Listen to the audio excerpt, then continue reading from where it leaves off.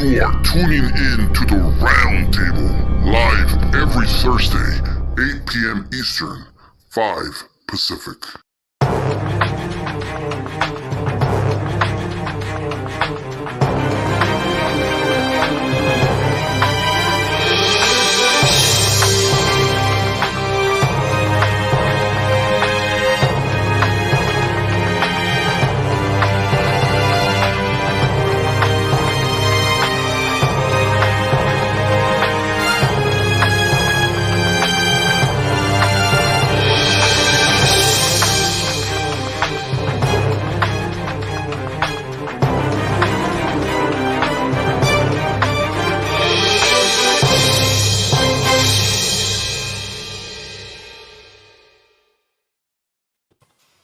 Thanks to those joining me live and to those that'll be joining me on Archive Style Boxing. I have Maestro A on here. I'm Mark. Check out the show every Monday. Mano a Mano. We, of course, also have Joe Habib, all right, from Ringside Reporter, Boxing Republic, a.k.a. Nancy. How are you doing today? We got Ryan, a.k.a. Random Asian Guy from the Ringside, brother. All right, we should be having a pretty good show here today. This is the 34th edition of the Round Table. A shout out to the chat. I do see round one, no Paul, A-Rod, everybody on here. How's it going, guys? Make sure you hit my like button, especially if you're listening on archive, and share this video on all your social media platforms. Let's go ahead and get this one started. Because I want to tell you guys 3 times, because the round table is the place to be. The round table is what it's all about. And in case I wasn't clear, the round table is where you got to be. All right, because I got to triple down, because that's the theme. The theme is to triple down on everything. Deontay Wilder not only double down, but triples down on the fact that Fury cheated, that he was on some, now he's calling it gypsy juice, that they quote unquote had him on. And so he's been doubling, tripling, and at this point, even more than that down. And he's also still clearly stating that he was drugged in the fight. And we all know he has accused his former trainer, Mark Breland, of drugging him. Maestro, let's start with you, brother. What do you make of him not doubling, not tripling, but even more than that down? Well, he's doubling and tripling down on being an absolute disgrace to black people and black men specifically. I'm just going to straight up say it. I mean, I don't know how anybody can be a fan of this dude. He created every kind of excuse for his loss after proclaiming himself to be essentially the king of the blacks, kind of trying to copy the Gypsy Kings kind of thing and presenting himself as the king of the blacks. Taking on his throne in Wakanda, or whatever the hell he was trying to do, wearing that crazy ass suit, walking to the ring looking like a goddamn fool, got in, got his ass whooped by a white boy, which unfortunately he's not able to comprehend in his racist mind. His fans aren't able to comprehend that in their racist minds. And they followed the loss by creating every possible excuse for it. It was the suit. It was the glove. It was the hand placement in the glove. It was an egg weight. Oh, wait a second. Now let's throw a black man under the bus in Mark Breland. There's no limit to the pathetic nature in which these guys operate. It's despicable. I don't understand how anybody could be a fan of this guy. It's race baiting, identity politics at its worst. Personally, I just think it's reprehensible. So, and then to triple down on what I'm saying right now, if that wasn't all enough, he's now comparing himself to Muhammad Ali, or at least the trainer is. Muhammad Ali, a guy who sacrificed his career and many, many millions of dollars in his prime years because he refused to go and partake in an illegal war against an oppressed people of color in Vietnam that the United States was attacking brutally in every which kind of way. He stood up for that. He lost his title. He lost millions of dollars.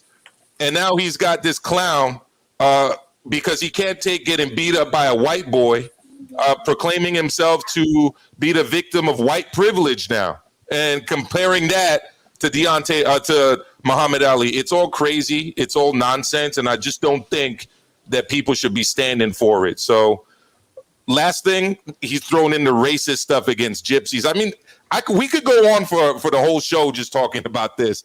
So just have to put a cap on it and leave it there. All right. Well, how do you follow that up?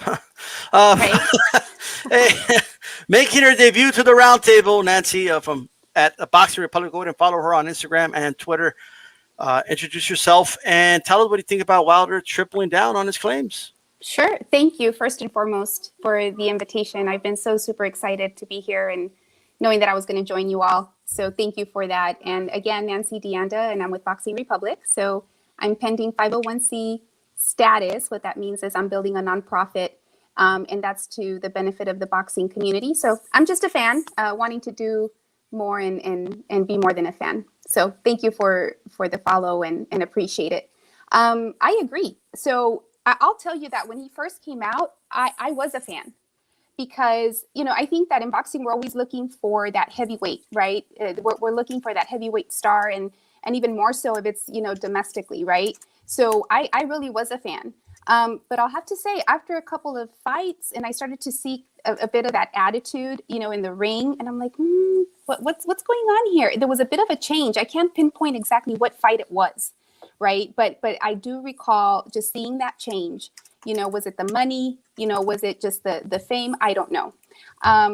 But I agree completely with what was just said. I think that it is absolutely ridiculous. I think the deal breaker for me, quite honestly, was when he was throwing his own trainer, under the bus. Right. So when boxers lose, I am looking for how are they going to respond? Right. Are they going to be humble? Are they going to you have the boxers that lose and they're like, you know what, fans, I'm sorry. They'll give kudos to their corner, just really grateful and humble. And he was the complete opposite of that, and the other end of the spectrum completely. And that was just so disappointing. And when you see this corner, they're there for them, right? This is their livelihood as well, right? This is affecting, what they've built as a legacy as well as a trainer. And for him to just go out and accuse, right? I mean, knowing the platform that he has, that was just, to me, like barbaric. That I think that was so wrong.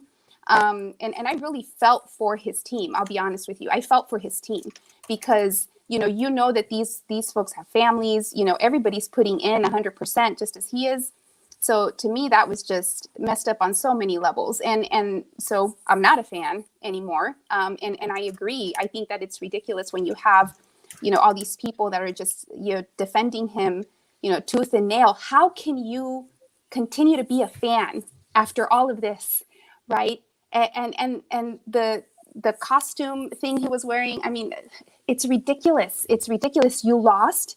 Take the loss. Be humble about it, right? And you move on. And now with the Ali comparison, I can't even go there. I mean, that's just, to me, it's ridiculous. Like who is in his ear that is just feeding him that he is this and that he, can do all these things. It's just ridiculous. Yes, man.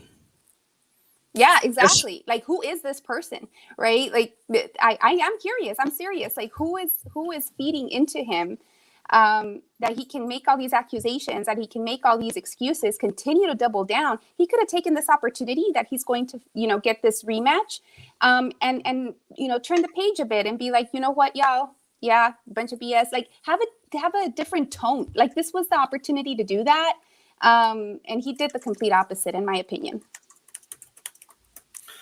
Well said, well said. And random Asian guy, a.k.a. Ryan O'Hara. I'm going to laugh every time you say Go ahead and introduce yourself to everybody and tell us what you think about the situation. Oh, you're muted, brother. Bad. I'm Ryan O'Hara. Nice to meet y'all. I'm with The Ring magazine, and I wasn't surprised. I was actually playing some PS4, and then I saw a message from Instagram's like, hey, Wilder's talking to Ray Flores, and listen to it. And as soon as I heard, the white privilege and excuses, I turned it off. I'm not surprised. Fighters make excuses all the time after a loss, so it is what it is. Lomachenko, mentioned some injuries. He mentioned that, CompuBox was fraudulent and whatever. I just aired that stuff out because I hear it all the time. I worked in matchmaking for a bit. I had a fighter blame me for being 30 pounds overweight. I'm like, wait, did I shove a cheeseburger in your mouth? Because last time I checked, I didn't do that. So I'm not really sure if that's my fault. Because I don't know. I'm always 172 pounds. So I don't know. But it doesn't surprise me. In regards to the yes men comment, yeah, a lot of fighters have that issue.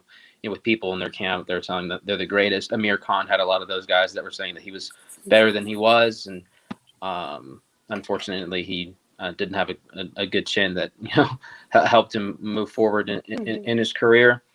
And like Lennox Lewis said the other day, if you have a lot of yes men in your corner, eventually there's going to be reckoning, and Wilder had that in the rematch. Now, of course, he blamed his costume and all that stuff.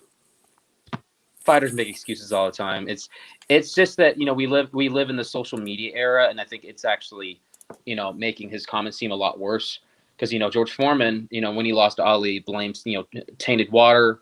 He thought he had been drugged too. Vladimir Klitschko thought he was drugged after he got knocked up by Lyman Brewster. So this isn't the first time that a fighter has made crazy accusations. Oscar De La Hoya blamed oysters for one of his losses. But I will tell you, man, bad seafood can really wreck you. So maybe there is some truth to that. But nothing really surprises me, anymore with fighters making excuses. In regards to the Muhammad Ali comment, I think like a part of that got taken out of context because Malik Scott was talking about Muhammad Ali's persona. He wasn't comparing Deontay Wilder's boxing skill. Now, obviously, they're worlds apart. As fighters, but from a personality standpoint, they're both charismatic. But I still think that Ali was more charismatic than Deontay Wilder, because at this point, Wilder should be saying, "Hey, yeah, I made some mistakes and I said the wrong things, and this is how I'm going to do to correct them." I think Ali would have done the same thing instead of blaming costumes and a glove conspiracy that hasn't been proven one way or another. But at the same time, Wilder does have a point. Fury, has used steroids before. So, I mean, there is a history of him violating the rules. And you could also say that he got out of the Vladimir Klitschko rematch, talking about depression and whatnot, when it was really cocaine. But, I've already moved on past Wilder's excuses. It wouldn't surprise me if we get another novel by the end of the week. Kind of like Jean Pascal's PEDs. All right. Joe Habib, talk to us. He's tripling down here. The ironic thing is when Deontay Wilder was first talking about fighting Anthony Joshua and Eddie Hearn was saying, well, you're not a big name. And then time went by and Deontay Wilder started really promoting himself on social media. And he started really catching some steam. People were starting to know him. He was becoming more popular as a result of the social media. But it seems like that same social media actually created this monster, particularly YouTube, because a lot of these excuses that he's coming up with, they were started on YouTube and he just rode with them. So now he feels as though he's got this movement behind him. He's got these minions. He's got these sycophants on YouTube, Twitter, and all the social media networks. So now he's just taking it and he's just riding with it now. When Ray Flores was interviewing him, he was asking him questions, and he wasn't even answering the questions. He was just going on these tirades about how Fury cheated. So I think this is what he's going to ride with. I think this is what's helped him, whether it be good or bad. It's got his name in the headlines, right? It's got him the attention that he feels he's needed, right? So maybe he's going to use this to help promote himself and promote the fight that's coming up with Fury. But all in all, sometimes people will say, I don't care if you say good things about me or bad things about me, as long as you're talking about me. Is this the plan for him? Does he care what the majority of people think about him? Because again, with this new image that he has of being the heel, right? Because he's definitely taken on the heel in this promotion because of what he's been saying. Maybe he likes that. Maybe he likes this new role. Maybe he likes having all these people behind him. He likes this movement that he's created.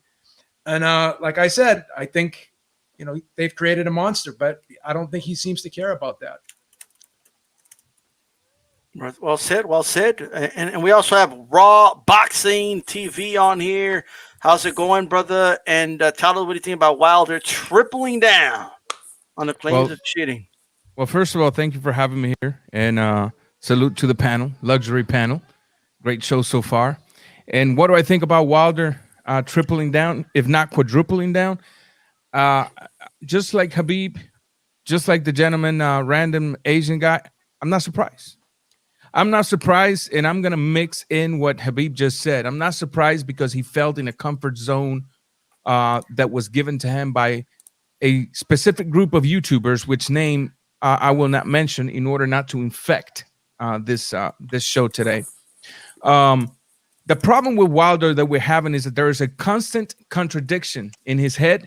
There is a constant contradiction in the things that he says. And there is a constant contradiction in the things he represents.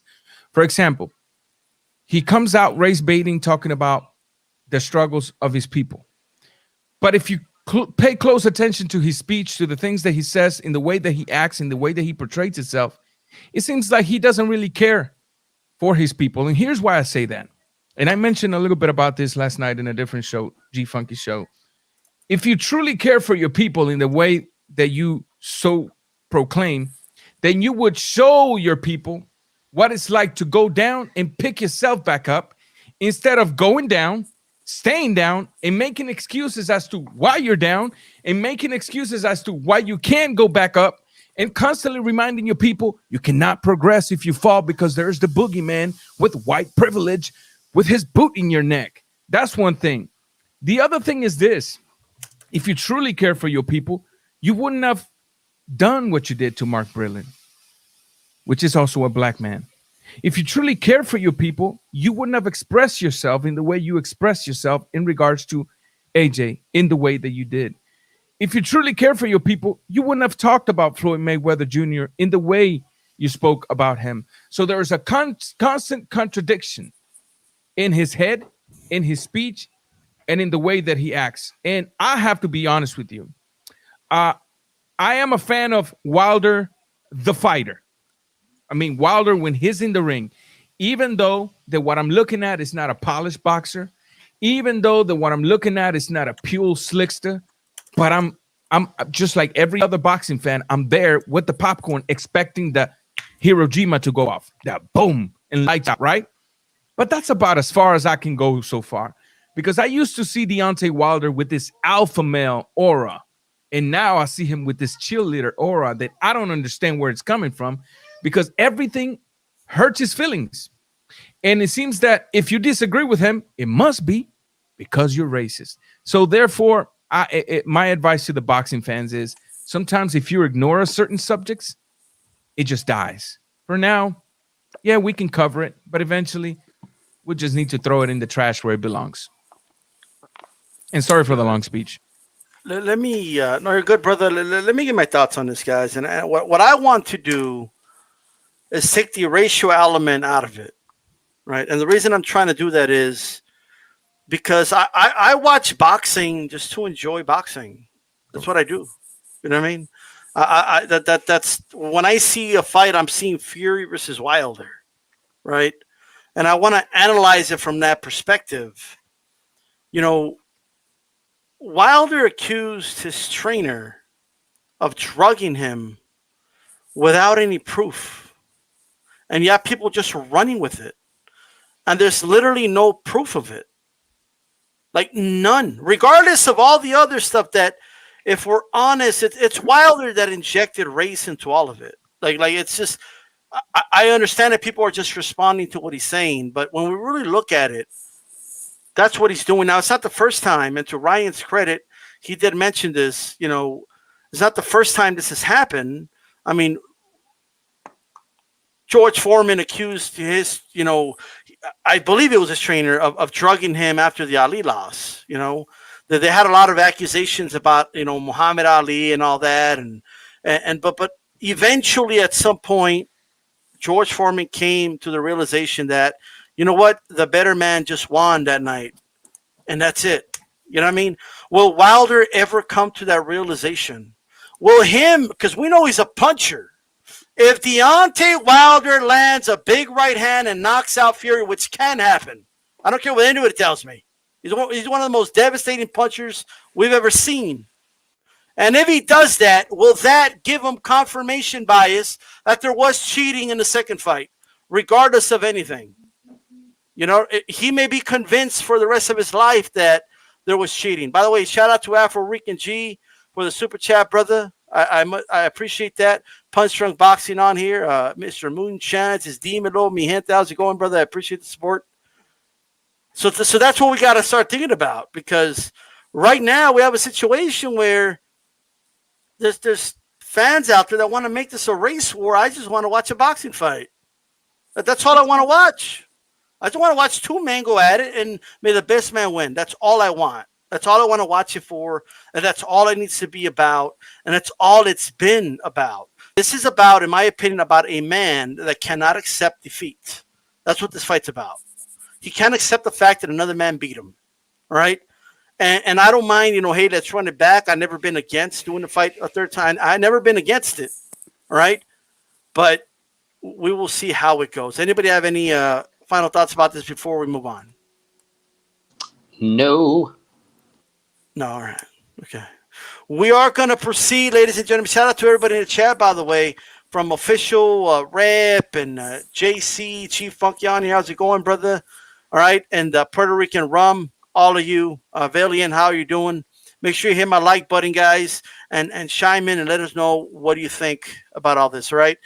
With that said, big news today.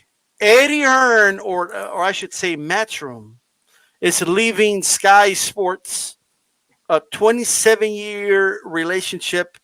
He will now be working with DAZN, like even in the UK. All right. Now we already have Matchroom fights in the zone here in the States, so like nothing's going to change on our end. But can it impact us in a positive way? Like, can we get bigger fights now on the zone now that he's exclusively with the zone, for example? All right. So we're going to go ahead and take it around the panel here. Raw Boxing, what's your reaction to this, brother? I think that's, it could impact us in a good way. I don't see why not. But I'll just say this. I mean, DAZN is doing its thing. DAZN is doing things the right way. I mean, they took a hit with their announcements of the Undisputed at the heavyweight and then not coming to fruition. It took a hit. I'm not going to lie. But I feel that the hit wasn't enough to like completely discredit them. And then this new marriage with Matchroom, maybe. I hope so, for the good of the sport, for the good of all of us to cover the sport. I hope it does brings us a bigger fight, and we'll just have to wait and see. It's kind of like you start dating a girl. It's all good in the first few days, but you gotta wait and see. Right after that honeymoon stage. Correct. All right, so it's going to be a good start. Then the rest we got to see. Beeb, what do you make of it, brother? Because one of our biggest criticisms was, he didn't have fights on the zone in the UK. Remember, when we got back and forth with the UK channels, Beeb, we would always tell them, why are you guys telling us like to get the zone? You don't have the zone. But now they are going to have the zone. So what are your thoughts? It's a no-brainer.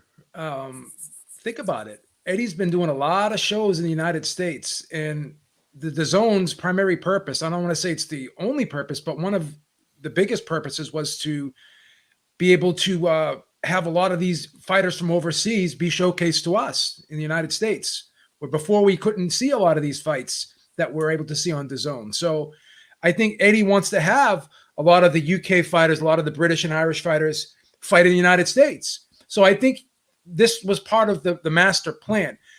The interesting thing here is what's going to happen with Joshua, because Joshua's got one fight left on the Sky contract, and Joshua's has been said not to be part of this deal.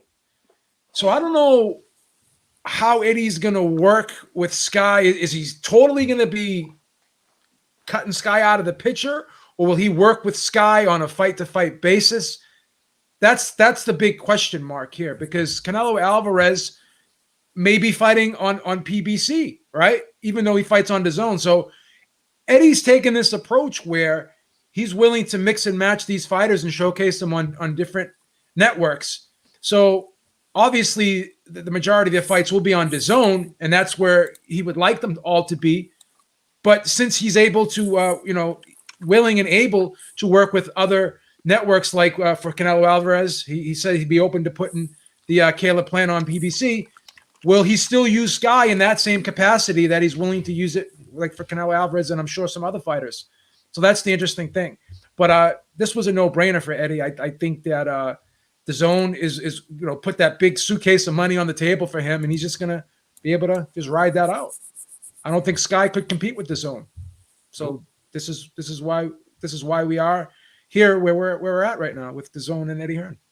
Well, just have my thoughts of this. I mean, I think it is a sign that traditional television, traditional satellite TV, cable is really dying a slow death here, and apps and stuff like that are taking over. Everyone seems okay with that except Robbie, the former host of Freakside Reporter. But other than that, everyone seems to be okay with it, right? He has DAZN now. He has DAZN now. All right. Well, that's good. That's good. He got it. Well, that's a big sign. You know what I mean? That's a clear sign that, so there you go. So I think that's what it's an indication of, because they have to ask themselves, is this something that is going to continue? Like, are we still going to have that traditional TV model? The answer is no. That's what I think. Ryan, a.k.a. Random Asian Guy, what are your thoughts on this deal by DAZN? What do you know about it? I think it's fantastic. It gives a lot of these guys that normally wouldn't get opportunities to be seen on the worldwide stage, and they're going to get that shot. Now, I think of Joe Calzaghe. Frank Warren kind of kept him on local shows for too long, and that's why Calzaghe wasn't as well known as he should have. And then, of course, he finished off his career fighting, Roy Jones Jr. and Bernard Hopkins, and a lot of guys who I say they weren't as hardcore fans as other guys. They thought Calzaghe, wasn't as good as the hardcore guys viewed him, because obviously hardcore guys watch fights all the time. But for casual fans, they only got to see Calzaghe a few times, maybe Jeff Lacey, maybe his fights against Jones and Hopkins. But if Calzaghe, we're still fighting today, if we could, bring back a younger version of Joe Calzaghe, this would be a great deal for him, because he would be able to travel from overseas and be seen on bigger cards. And it's honestly kind of unfortunate that didn't happen for him, but as the saying goes, it's better late than never. And I think the future's bright for boxing. Well said. Well said. Nancy, what do you make of Matchroom now being worldwide with DAZN, including the UK? I think from a business perspective, I think it's a good move. I think that it's, absolutely the comment earlier. I think it was forecasted, right? So it was a plan all along type of feeling with what we started to see more of here in the United States. So thinking just it's a good business move. And I think, we have to admire Hearn for the moves he's making, right? And the way that he's moving the sport and how he's representing, right? Because we've seen as of late other promoters and how they're representing, right, their organization. And we have to give it up to Eddie. Listen, I was one of the ones that when this first came out, I'm like, DAZN, what? I have to do what? To watch the fight, right? It was like, no, why isn't it on cable? I was one of those people, and now I have it, right? And that's just the way that this is all going. So I'm really looking forward to it. It'll be interesting to see, though, right? Also, an earlier comment about, hey, it sounds great.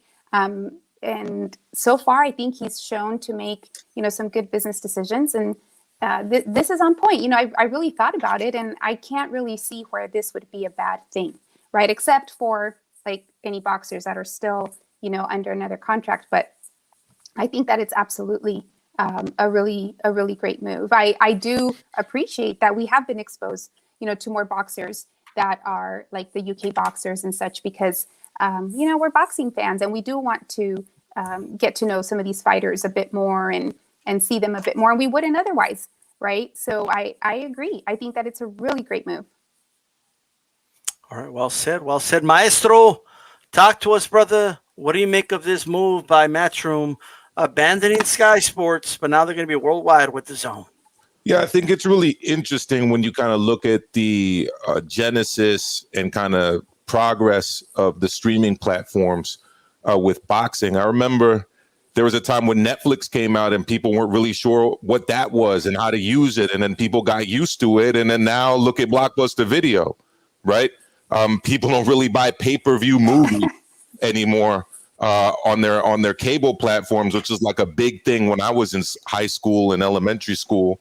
Now, it's interesting too, because initially when these streaming platforms came out, the broadcast rights were actually separate from the TV rights. So NFL could sell its TV rights to a TV network and then also sell its streaming rights to someone else. MLB did that as well.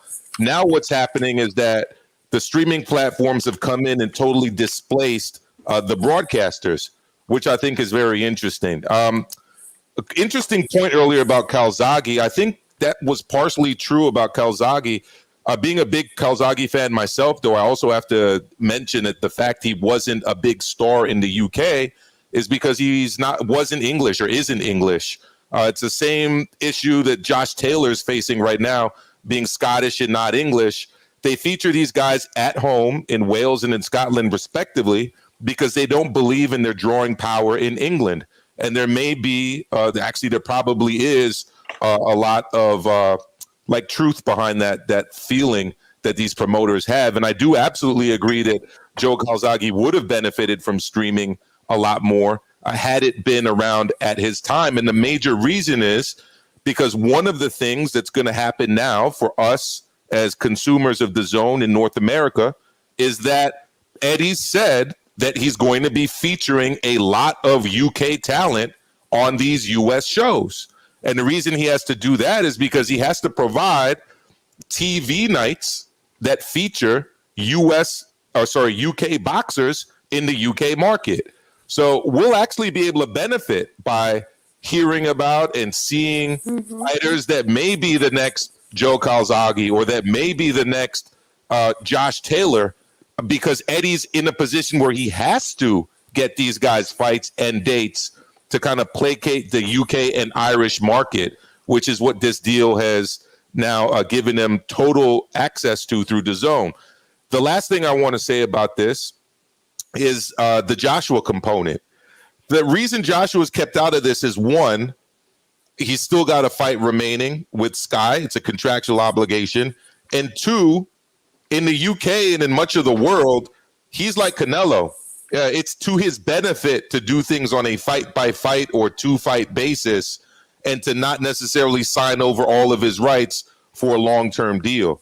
So I don't necessarily think we'll see Joshua fully committed to DAZN so that he, like Canelo, has the flexibility essentially to do what he wants. Because guess what?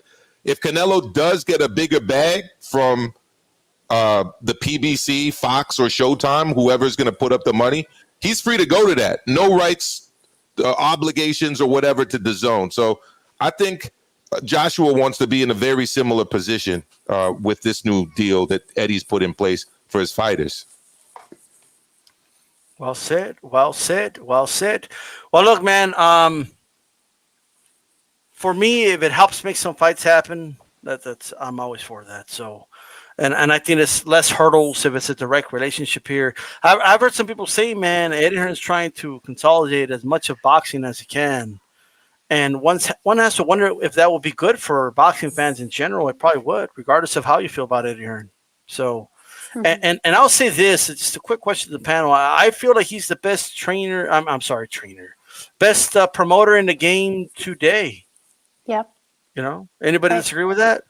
No, I don't disagree with it, especially because when you hear him speak, he says some of the things that as somebody that's been involved in boxing and as somebody as a former fighter myself, it's like you always want to hear a promoter say, "I work for the fighter, not the other way around." And I've heard Eddie Hearn express himself in this way. Now, whether he actually puts it into practice or not, hey, the proof is in the pudding. So far, he has shown that is, in fact, what he does. I mean, unfortunately, if we see the way the other promoters are running the show, it's maybe because they swallowed that pill that I'm the boss. You're not the boss. You work for the fighter. You promote the fighter. He's the main attraction between you and him. So I'm glad that Eddie Hearn at least says, okay, I'm cutting these deals, but I am an employee of the fighter.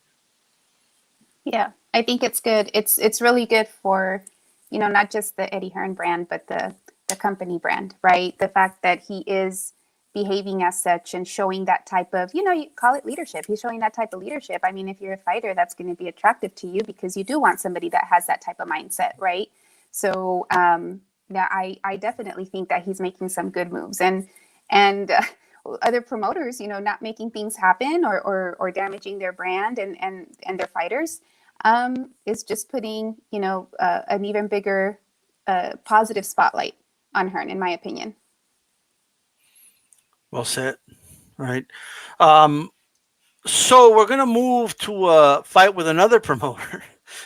We have a lot to talk about this promoter here, Oscar De La Hoya. You know what I mean? But not really talking about him at the moment. But he is promoting the fight. The fight's gonna be in El Paso, Texas, or I'm assuming Mungia will be fighting here. That's my hometown. But Suleky pulled out of the fight. I'm reading reports here now. Unless there's already been an opponent, and there has, anybody can tell me or correct me. I don't think so. No, nothing yet. Honestly, I started to lose track of. Did he pull out once or twice? Twice. I heard twice. Yeah. Right? First time from an elbow injury. No one seems to know what's going on. It was twice. Okay, thank you. Yeah, if the ring guy. So nobody seems. Yeah, nobody knows. Right.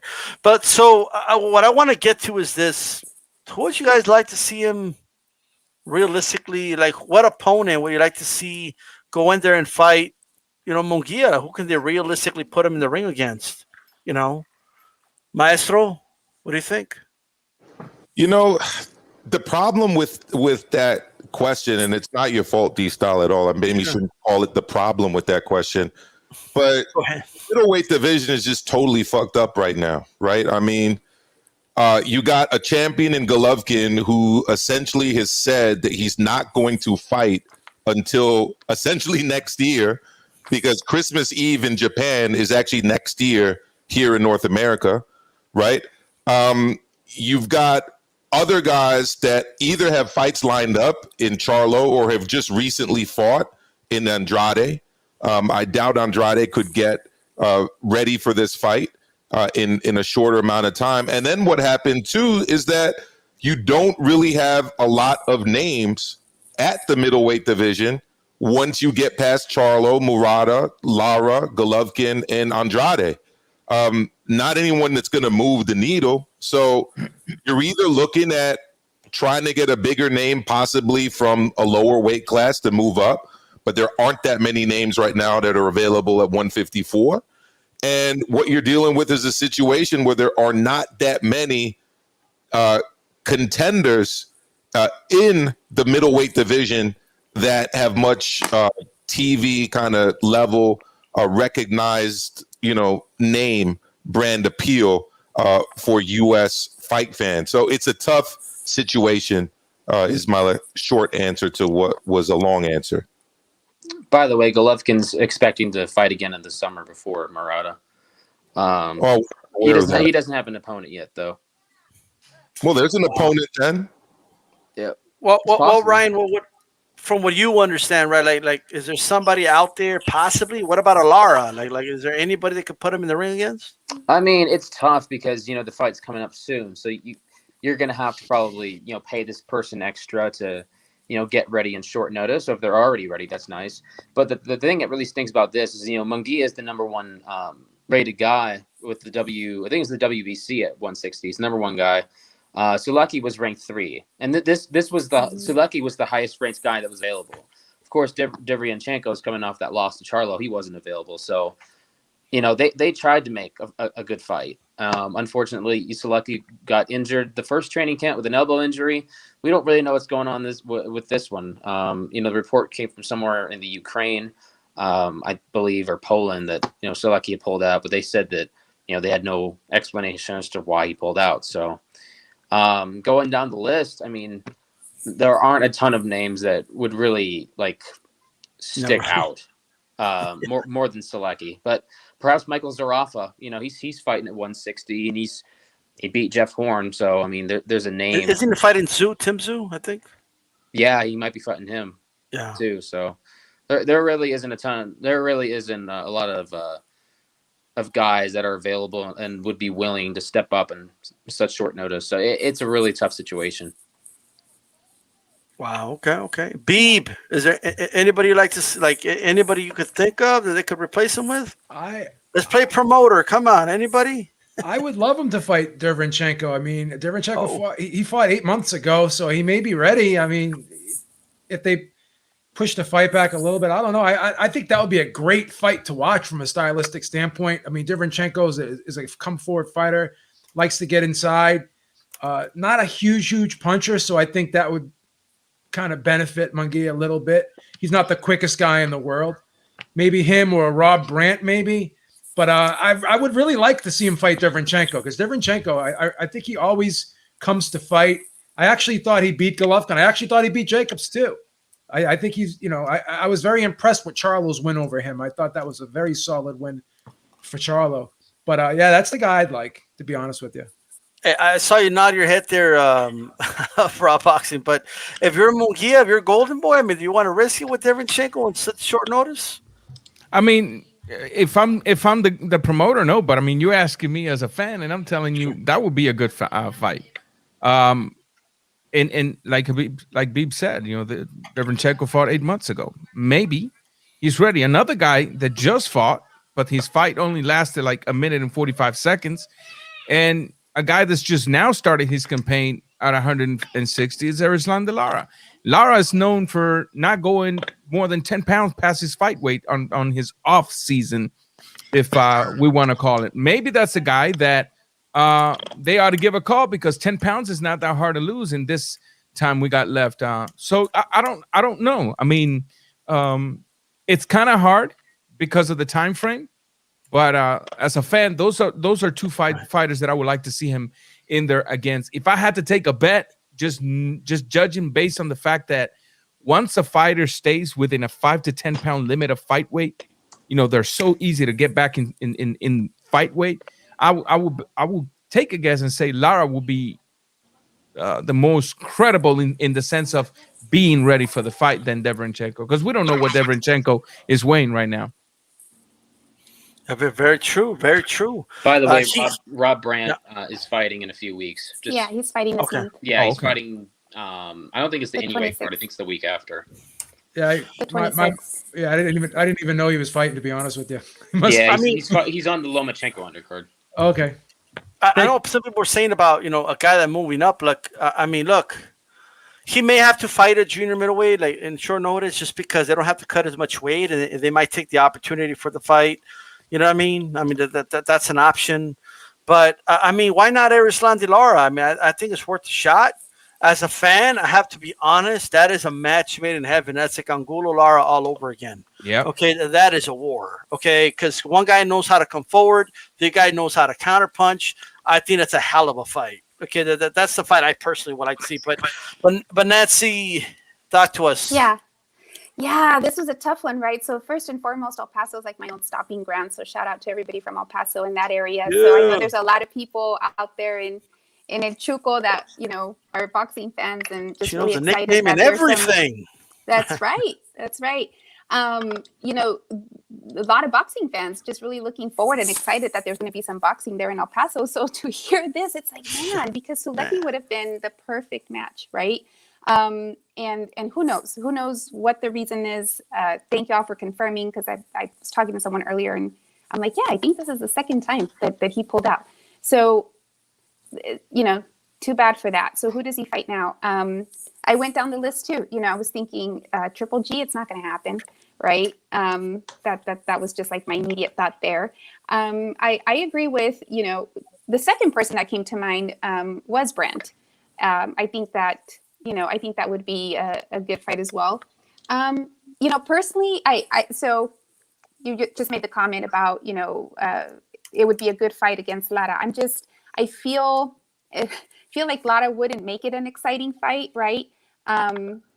That's just my opinion. I don't think that he would make it an exciting fight, but at this point, I mean, we really would take anybody, because it's really late in the game. I mean, this is going to be tough. You know, what happens if they can't find anybody? I mean, they'll find somebody, but at the same time, you want to, you know, put someone that's you know, up there, because I mean, he's like you said, the number one right now when it comes to, I think you said WBC. So I really don't know. I mean, I kind of scratched my head on this. It's like, who would it be? Maybe somebody, you know, one of the guys that Charlo's fought, putting him against one of them and seeing who's available. That's what's kind of sad about this. It's like, well, who can, right? Who's available on such short notice is the problem here. So, you know, I think definitely Chenko. If I had to just pick somebody, that's who I would go with.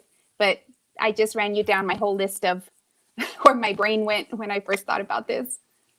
Well, look, there's a lot of options out there now. There's a lot of dream options that I know are definitely not likely.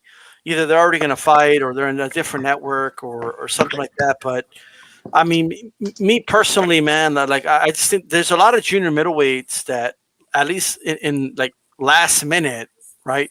You can make a match with, like Gabe Rosado. Gabe Rosado. I was gonna say, you know, that just popped into my head. So ideal. You think he could make 160 though? His last fight was at 168. Yeah, he can make 160. Someone mentioned it earlier in the comments, and I completely agree. That would be a good fight. That just popped into my head. Gabe Rosado. Yeah. How about this? Like, is there any way that they could pay Garrett Hurd's opponent, like, step aside, and then we could make the fight with Mungia? Is that possible? Like, can we make it happen? Right. That's a hell of a fight. There's an old saying in Spanish. There's an old saying in Spanish that says, "Con el dinero baila el mono." Yep. Money makes the monkey dance. You never know. Only thing you got to do is throw the offer and see if the fish bites the hook. That's it. Yep. Steve Rolls. Steve Rolls. Come on. Hey, Steve Rolls might. I don't know. You never know. You never know. I guess there's options, right? I mean, you just have such a good fighter here, you know, with a great record, and you know, for this to happen, I mean, you try to be, strategic when these fights are getting put together, right? And just think through it all, like who they're going up against, and so much work goes into it, and thought and effort. You know, everybody else that would come to mind that would be a good matchup is already fighting, right? Or just fought. So it's a tough situation, but I will sign that Gabe petition for sure. Willie Monroe Jr. Willie Monroe, okay. Willie Monroe Jr. These are just popping in my head right now. Yeah, but Monroe Jr. in his own words has said that, you know, that he goes sometimes 20 to 25 pounds past weight. I mean, it's not an impossible task to get back into fight shape, but let's call up Gabe then. Forget about him. You know, 20 to 25 pounds in such a short span is almost like going against a guy that's constantly in your grill. It's almost suicidal. It's almost, you know. Liam Williams, get revenge for his brother. Oh man. But I want to go to what I know you guys really want to talk about. You know what I mean? Which is the Mayweather Paul fight. You know what I mean? I know you really can't wait for this fight, but it's not so much about this fight. It's not. And look, it's the elephant in the room. Unfortunately, we have to touch on it. But what I really want to focus on is Teddy Atlas making the argument that Logan Paul has a shot. Now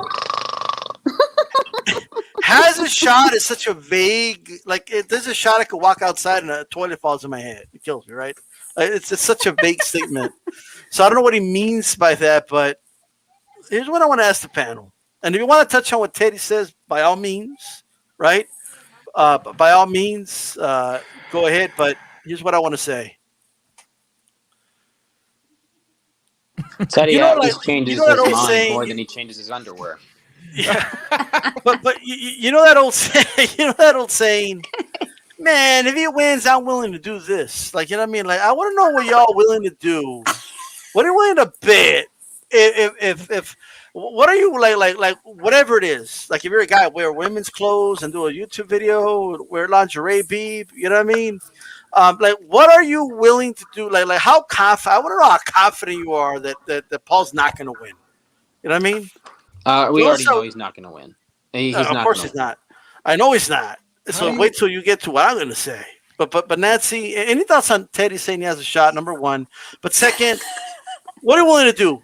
Like give your life savings? I What? can't. Like, You know, first of all, he's a hoot, right?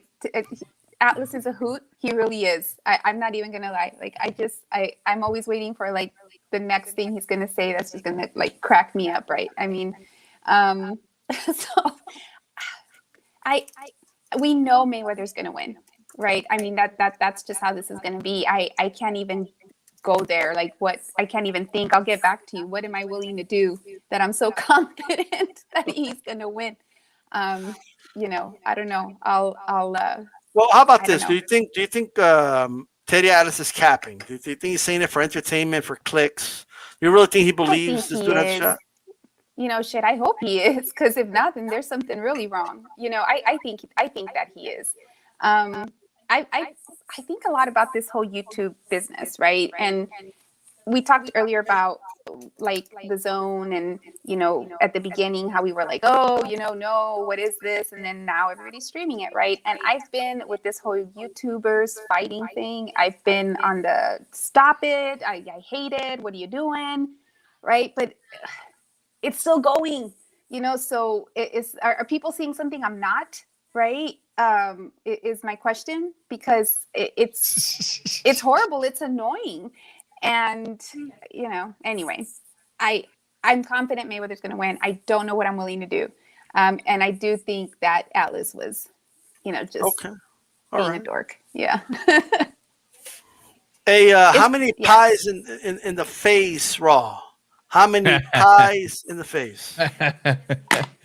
Well, look, in regards to Teddy Atlas, unfortunately, we have to kind of address it because this man has a YouTube channel where he speaks boxing and he influences the same crowd that we influence, right? And so, in regards to what he said, that Logan Paul possesses a chance. Now, if he's saying it from the sense of it's boxing and anything can happen and a lucky shot can end somebody's night, then of course that's like a baby could, you know, and you could that covers a whole spectrum, right?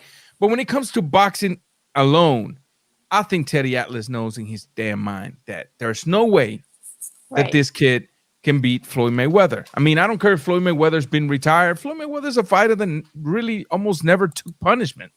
So this is a fighter that, although he's retired, What if he gets shot in the leg before he walks out to the ring? Maybe if he gets shot in the legs, maybe he can lose versus Logan Paul. But as of now, that is not the case. And as far as this fight, look, D-Style, you've been following me since 2009. You know Mayweather, once he was an active fighter, that was my favorite boxer. Regardless of his persona, regardless of, I'm talking about Mayweather inside the square circle, that was my favorite boxer. And this is not Mayweather to me. I do not follow exhibition matches. So my money will stay in my pocket. I will not cover this at all because I think boxing has got a good thing going on. And look, Mayweather pretty much did something that I'm not okay with. You knew that somebody like Teofimo Lopez, an actual fighter, an actual boxing match, was to take place this weekend. And on purpose, you place your date on that day, forcing these people to move their fight to the 19th. So that's another reason why I will not be following this. And I think every single hardcore boxing fan, I don't want to tell you what to do with your money, but I'm saying from the point of supporting the sport, because remember, an exhibition match is not part of the sport. It's not sanctioned. It's not going to their professional record. It's nothing like that. From the point of supporting the sport, I think your money's better off staying in your pocket this weekend. Yep, I agree. You're muted, D-Style. Oh, my bad. Ryan, I want to thank you for joining us, brother. I just want to ask you this last question is, what do you think of this fight? You can trash it all you want. But most important, you know, how confident are you that Floyd Mayweather is going to win this fight? I can't hear him. Can't hear you, brother.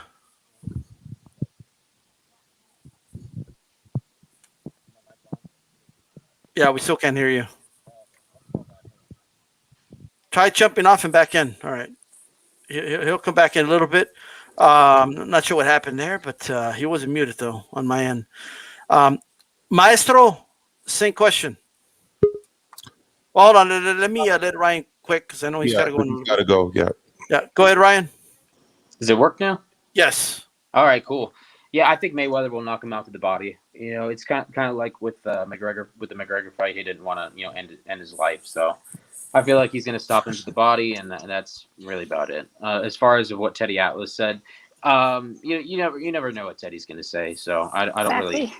What before the rematch with Wilder Fury, he said, he thought he picked Wilder to win by knockout, and after the fight was over, oh yeah, I've always thought Wilder was a shitty boxer. Then why'd you pick him to win?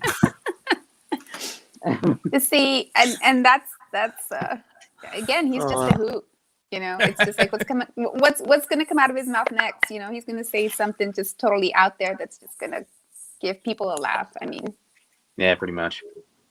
Absolutely. Well, we definitely want to thank you. Where they could find your work, on social media and all that before you go. Oh, ringtv.com. That's who I work for, the Ring Magazine. And that's really about it. Hey, Ryan, congratulations, man, on your writer award. Oh, that's thank you so awesome. much. And, yeah, and just to follow your story and all your hard work, since high school, that's really awesome that you are up there with so many of the other great writers. Thank you so much. It got really awkward because I had to ask Dan Ravel to unblock me at Williams Rosario. You have a Twitter account? Is what you gave us? Was that your Twitter handle? Yeah, O'Hara Sports. Yeah, that's me. But yeah, I got blocked by Dan when I was a junior in high school because I made fun of him. I was literally inside my room, just talking crap, and I got blocked. I'm like, oh, that's funny. And after I started, working, I was like, man. Eventually, I'm gonna have to ask Dan to unblock me. It's gonna get really weird, and then it actually happened. He was like, "So why'd I block you?" And I was like, "I was just being a douchebag." He's like, "Yeah, you deserved it." Jeez, yeah, Harris Sports. Harris Sports. Yeah, O'Hara Sports. OHARS. O'Hara Sports. Yeah. Yeah, Harris. I'll tag him on the. He'll be tagged on when I share the. Okay, good. So it's all no good. worries, man. All right, yeah. Have a good one, brother. Thanks for coming on. All right. See you guys next at the fights. Pleasure to meet you, man. Absolutely. Mr. Sinister, how's it going? Puerto Rican Rum, JC, Dual Grind, how are you doing?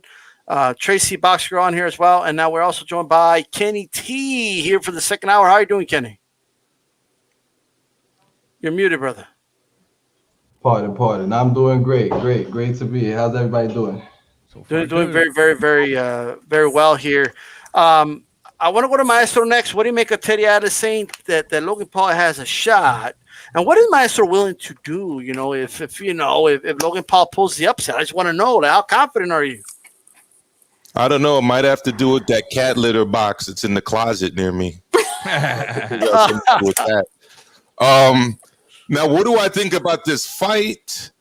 I mean, the fight is a joke, obviously. What do I think about Teddy Atlas saying that he has a shot to win? I just think it's very funny because this is the same guy who has gone on a tirade for about 2-3 years now, at least, talking about how bad boxing is, how it has all these shitty fights and these mismatches, and how the UFC is better than boxing. He elevates his voice and shouts at us in his videos. And then now he's doing videos about this. I mean, that in itself is a joke. So on Monday, on Mano a Mano on Monday with my partner Kenny T and obviously the special panelist this week, Joe Habib and D-Style, I said this. When I was a kid in elementary school, the big tennis players were Andre Agassi, Pete Sampras, and a little before that, Michael Chang. If Logan Paul spent a year and a half learning tennis and then took those guys on, they're all in their 50s now, he'd get his ass whooped in tennis and they wouldn't have to train a day for it. Why does anyone think that boxing is any different? Exactly. You know what's different about boxing? You could actually get really hurt. That's the difference about boxing. In terms of skills, gross motor skills, fine motor skills, there's no difference, bro, between tennis skills and boxing skills. They're both highly technical sports. from hand placement to follow throughs to footwork to lateral movement, you name it. The idea that Jake Paul or Logan Paul, I keep saying Jake, could do this for a year and a half and be able to take on one of the best that's ever done it is asinine. It absolutely is. It's because it's a show. It's not a fight. Well, yeah. I mean, that's what it comes down to. What I'm saying now, to boxing, it would apply to golf, tennis, bowling, pool playing. You cannot train for a year to a year and a half and be able to take on an all-time great. It just does not happen. So, newsflash for everyone that thinks it's going to be competitive, it's not. And honestly, Teddy Atlas should be ashamed of himself. Well, there you go. Beeb, what are you willing to do if Logan Paul wins this fight, brother? And if you can, like, can you try to play devil's advocate for me? If I ask you that, can you play devil's advocate? Can you give us a scenario where Logan Paul could possibly win this fight? If you dig in deep, is there a force majeure somewhere in there? I can already see him, constructing his. I think Teddy Atlas has turned into an internet troll. He's got nothing else he can do now, so this is his new role on the internet. He's turned into one of those nutty people on YouTube that just says crazy things for clicks. That's what he's actually turned into, unfortunately. How do you win this thing? How do you win this? There's no judges. The only way you can win is by knocking the other guy out, really. That's the only thing that's allowed here. Knockouts are legal, so you have to win by knockouts. Like back to the old days when the fight didn't end until you scored a knockout. But obviously this is going to be 8 rounds. So the only way you can really win this is if you get knocked out.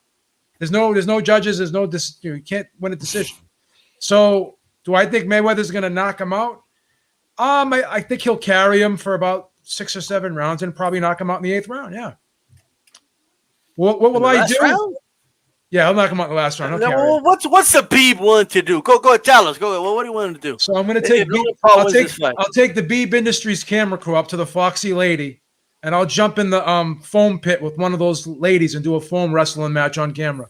Oh my gosh! Wow.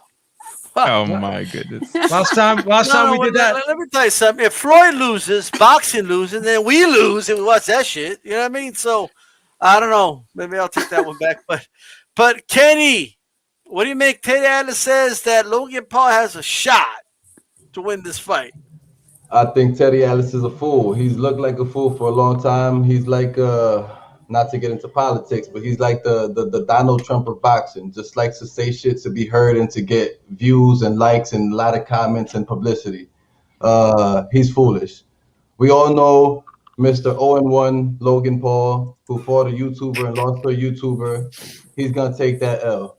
As me and Emil Carr were discussing earlier, and in his little training camp videos that he's releasing, his angles even look stupid. The way he's throwing punches look foolish. I just don't see a possibility. The one thing that I heard one of the gentlemen say earlier was that he could potentially tire Mayweather out by putting 190 pounds of weight on top of him and holding him a whole lot. But he's still got to try to land a punch after all of that. It doesn't matter how much you tire Mayweather out. The guy still got his amazing reflexes. His savage like the guy's been doing this for life. You know what I'm saying? Like, it doesn't matter that Logan Paul wrestled in wherever he wrestled or whatever the hell he did. The guy is going down.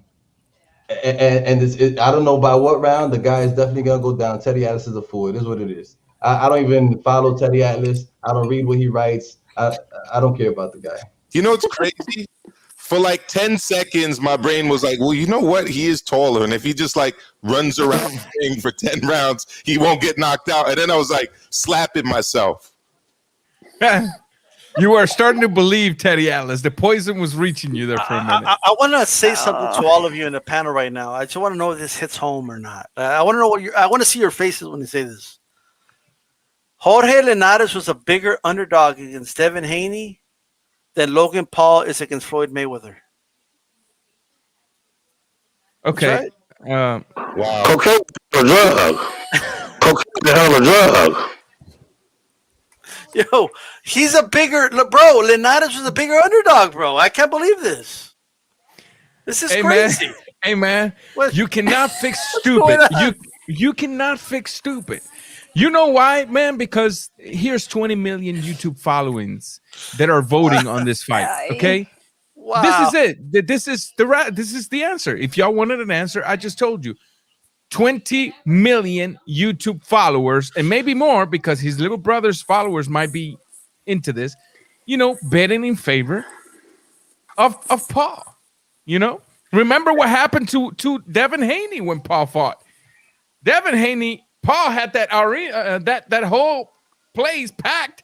Then his fight was ended. He left. Haney came to fight, and there was 5 cats in the crowd. That's it.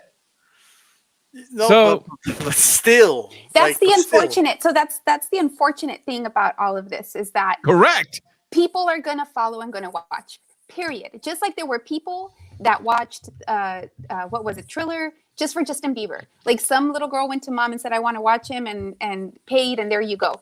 That's what's going to happen so long as you're in this, YouTubers, I'll call them, right? Space. And that's, I think that's why it just also really upsets me that Mayweather's bringing that into the sport. I see it disrespectful, I just think about all the fighters that have put just a lot of hard work and sacrifice into the sport, and how he could put on a show, but do it with actual fighters, right? Like something to benefit the sport that gave him so much. And he's over here pulling this bullshit. Like that's upsetting, right? It's upsetting and it's disrespectful. And it's a sport that gave him everything. And he's bringing that in here. He's the one bringing Yes, it in. which I want to go to this next. And I'll start with you, Raw, with this question. Showtime now, like it's one thing that these are happening on Triller and all that. That's one thing. But now, like they just announced Jake Paul against Tyron Woodley, a UFC fighter. Yeah, pues. And on the poster it says, and I had to laugh when I saw it, was championship boxing. That's not championship boxing, brothers. Call it something else. Call it celebrity boxing or something. But it's what do you make of Showtime being in the business? Mira, me estoy quedando calvo. Mira, me estoy quedando calvo. Just listen that's to the that. way. Así la vida. You know Bro, what I mean? so Look at these wisdom highlights I got going. That's where they're coming from. Is this what we're gonna have to? Okay, that's why we're capped. So the question I have, and it's a very fearful. I'm kind of. Is this what we're gonna have to get used to now? See, I remember the golden days of HBO for boxing, right? Who, as a hardcore boxing fan, who does not exactly? Who does not remember the golden days of HBO? Then HBO started taking a toll. Correct. They started taking a toll. Why? Because there was a change in the way they talked about boxing. There was a change in the way that the announcers would speak about boxing. Now they didn't have announcers that would elevate boxing. Now they had announcers that trolled on a fighter to elevate another, and little by little HBO disappeared. My question with Showtime is Showtime eventually going to disappear if they become a network of YouTube fights? Because let's be real, for somebody to say that this is championship boxing, it's a joke. It's literally a joke. There's no way that as a hardcore boxing fan, you can look at this and say, damn, you know what? I think I'm going to cancel a date with the girl this weekend because I got to watch Paul versus Woodley. No. And to be fair, that might be a better fight than Paul versus Mayweather, but still not championship boxing. No. I don't see Showtime going anywhere. It's all about the money. These Paul brothers got a ton of followers on YouTube, on Instagram, on Twitter. These guys, it's all about the views. Showtime, they're in the business for money. Just like Mayweather, he's in the business for money. Mayweather don't care about being a champion no more. He doesn't care about looking good in the face of boxing. It's all about the dollars. That's all that Showtime is there for. That's all Mayweather's there for. I hate to break it to the UFC fans, but I think Jake Paul has a good chance to win this fight. I don't know, but anyway, with that said, Maestro, they have championship boxing on the poster. Showtime, which used to be, I mean, I would think, prestigious. But what's going on here? well, first of all, he is going to win that fight. I was watching Tyron Woodley train earlier. He's got that wide wrestling stance. It does not translate very well over the boxing. You know, his muscle memory is too geared towards defending the takedown. And it's very difficult to transition from that to straight stand-up and defending against a boxer mover. And Paul, I mean, he's not obviously elite or world-class, but he's got some boxing skills. Are they championship level boxing skills? Absolutely not. And what all this reminds me of is my days as like an elementary and middle school and early high school kid obsessed with professional wrestling. And, you know, you had the entertainment, the shock value. I grew up in the Attitude Era. You know, I grew up in the era when ECW became a little bit above the underground, and they had that title that Taz had. What was it, the FTU or something, FTW title or whatever? I think it stood for Fuck the World. And it wasn't considered like a real championship, but people were still fighting for it. That's what I saw when I saw that, like that Fight Night bullshit belt that Jake Paul was wearing after he knocked out Ben Askren. I mean, it's absurd. Like, look, you grow up watching wrestling, you're able to disassociate from recognize, I should say, what's reality from what's not reality, what's sport from what's entertainment, what's fact from what's fiction. And what they're starting to do with all of this is they're really starting to conflate things and blur lines. Like the idea that you would present this as a championship fight to me is like ridiculous. Bro, I got to be real with you. I can use the money. I wish, since they're fighting YouTubers, I wish Jake Paul would give me, I wish I could get in there with Paul.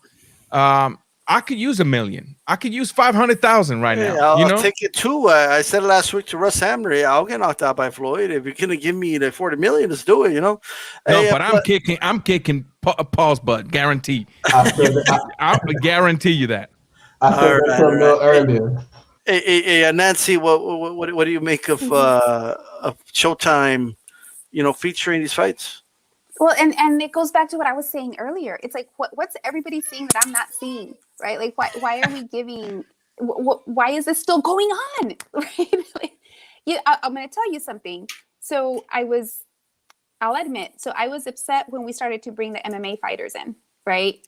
And I'm like, why are we doing this? You know, it's boxing. You know, keep it separate. But they were fighters. Now I'm looking right now in retrospect. I'm like, okay, well, at least they were fighters. Now, you know, it's a bunch of influencers. But money is being invested. Contracts are being made, right? They're influencing, things are being right? done. And so why? Like, where is this going that I'm not seeing? Is my legit question. Like, where's this going that I'm not seeing? Because it's not stopping, right? It's building. And it's because it's becoming more of a show. It is more of a show. Right, we're going to continue to see the, what we saw with all the shenanigans before the fight, where they're like, fighting with each other and all the drama. It's a show, but they're targeting, like the target audience, is not the boxing fan audience. The target audience is completely different. And to the point made earlier, there's millions of followers for that.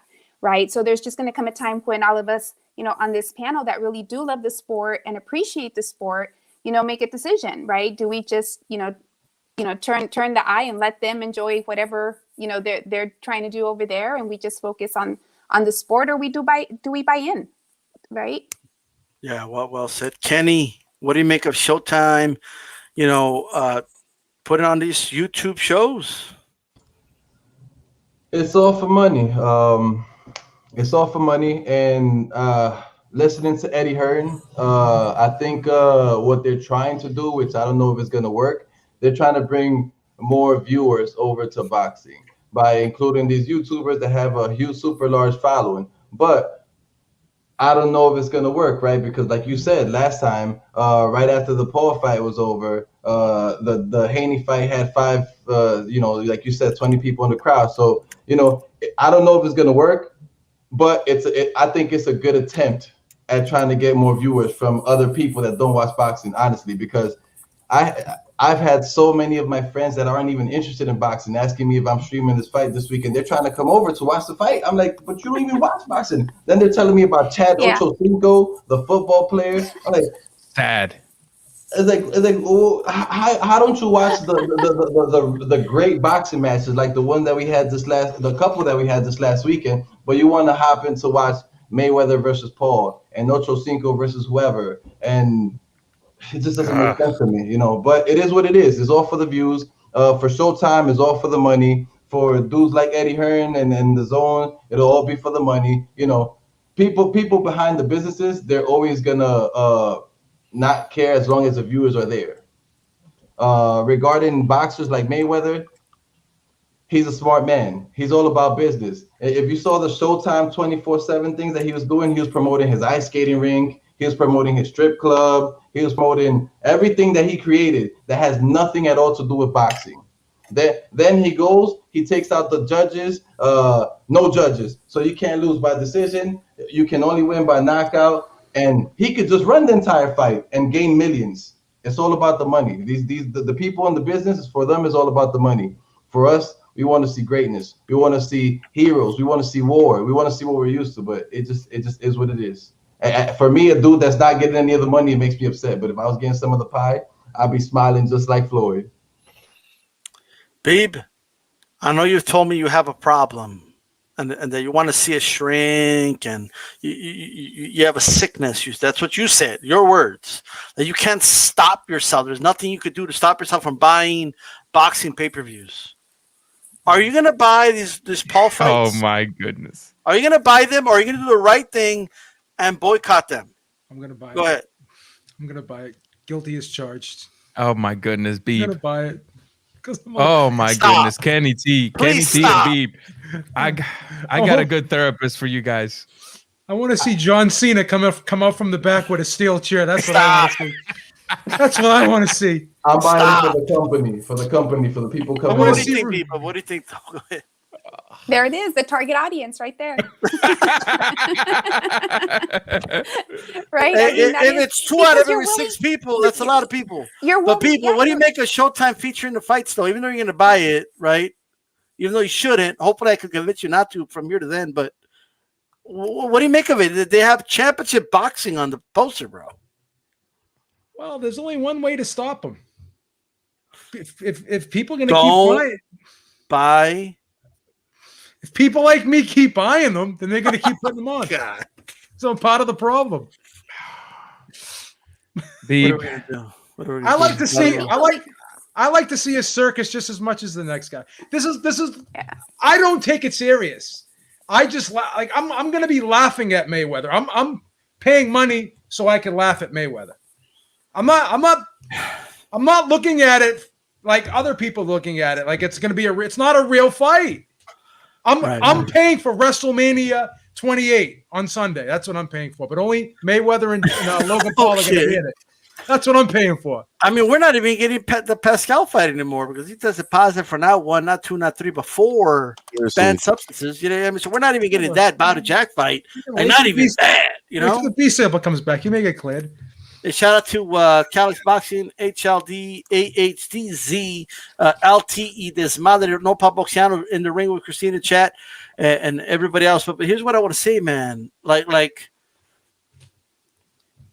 Showtime, you're looking desperate is where you're looking. Yeah. Like you look desperate. Yeah. That's what comes off to me. Like you're looking desperate as fuck.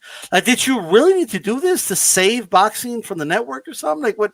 Because it's only a short term. If that's the case, it's a real short term thing, you know. But here's what I do want to say. And Nancy said it was a show, but el boxeo no se juega. Exactly. Facts. That's exactly. You don't play boxing. Right. Like you don't. Look, the worst thing Logan Paul could do in this fight is land a punch on Floyd. That's the worst thing he could do. It's not gonna happen. Then Floyd's gonna be like, "Whoa, I was carrying you. Now I'm gonna beat the fuck out of you." You know what I mean?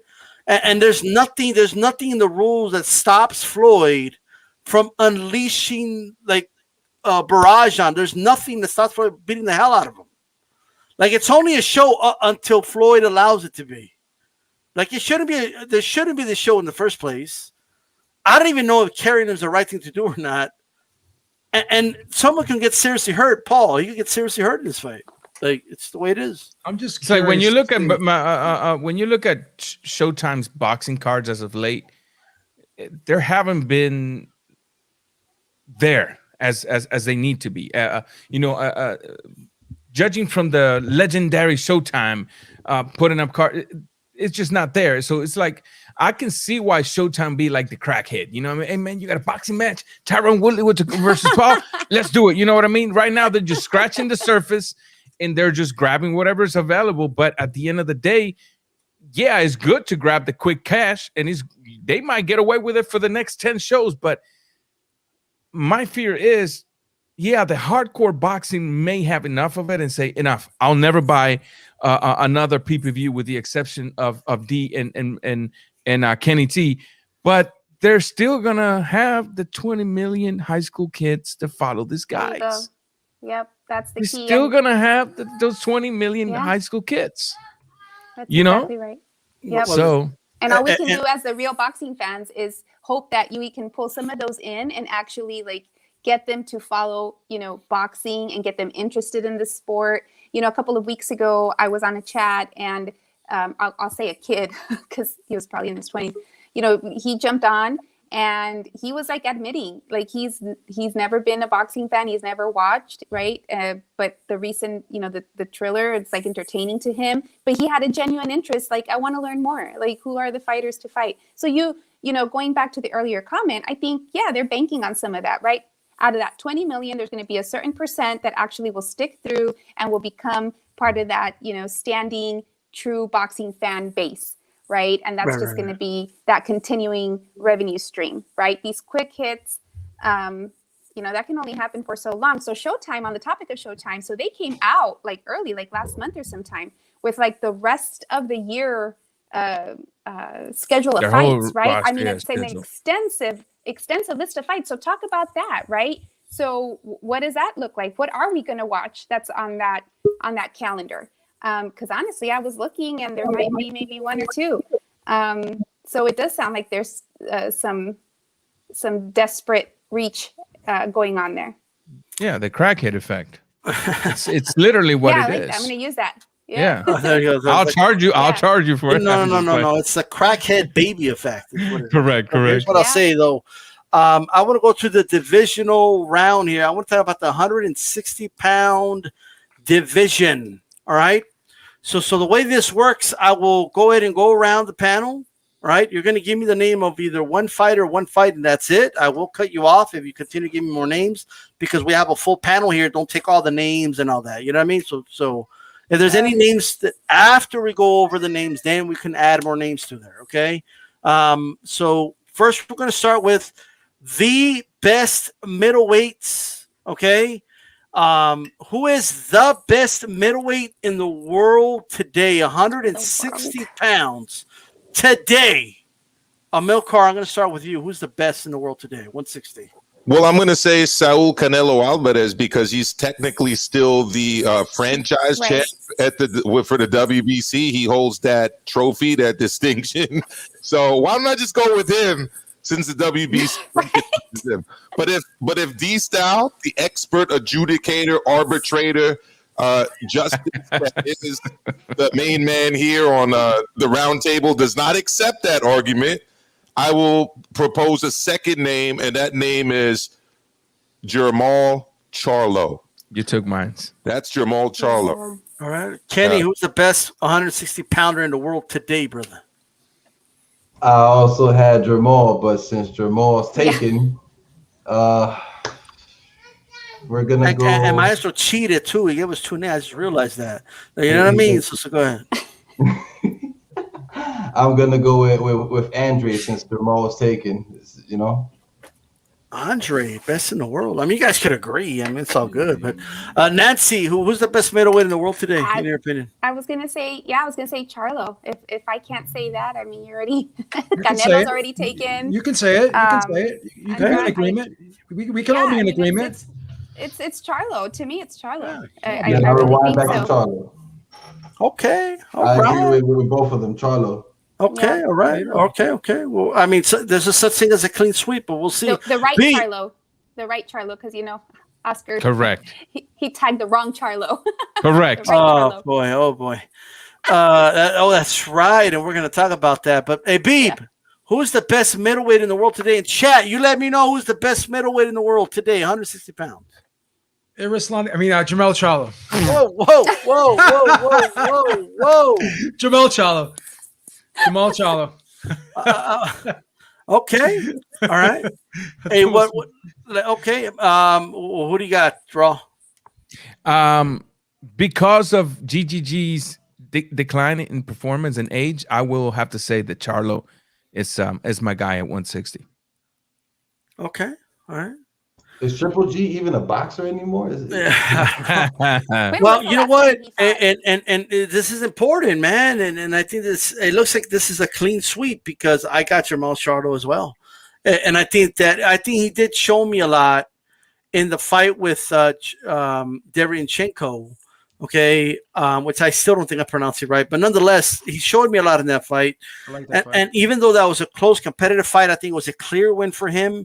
And keep in mind, I mean, and I don't believe in this whole he beat him better than him. I'm not that triangle theory guy, but nonetheless, when we do this, we still do it. I think Derevyanchenko, in my opinion, beat Triple G. I thought he won that fight, and I thought that was a close fight. Some people want Triple G to be mentioned, like in the ring with Christine, they're saying stop, she's like stop it, Triple G, But at the end of the day, I think we got a clean sweep. I think we got Jermell Charlo. But I will say the division is kind of weak. You know what I mean? It is like a pretty weak division. And that's just a projection we have. That's just like a feeling we have. We don't know that because none of them have fought each other. You know what I mean? Yeah. I don't know if he beats Andre. They got to fight. You know what I mean? I know Maestro. Andrade. I know. But nonetheless, Andre, okay? That's what it's all about. Remy, before I continue, Remy 22 evening. Honestly, que se vaya por su tubo ese pinche circo. A non-professional getting a license will only get seriously hurt. Is dumb, boycott, and he says, hi, Nancy.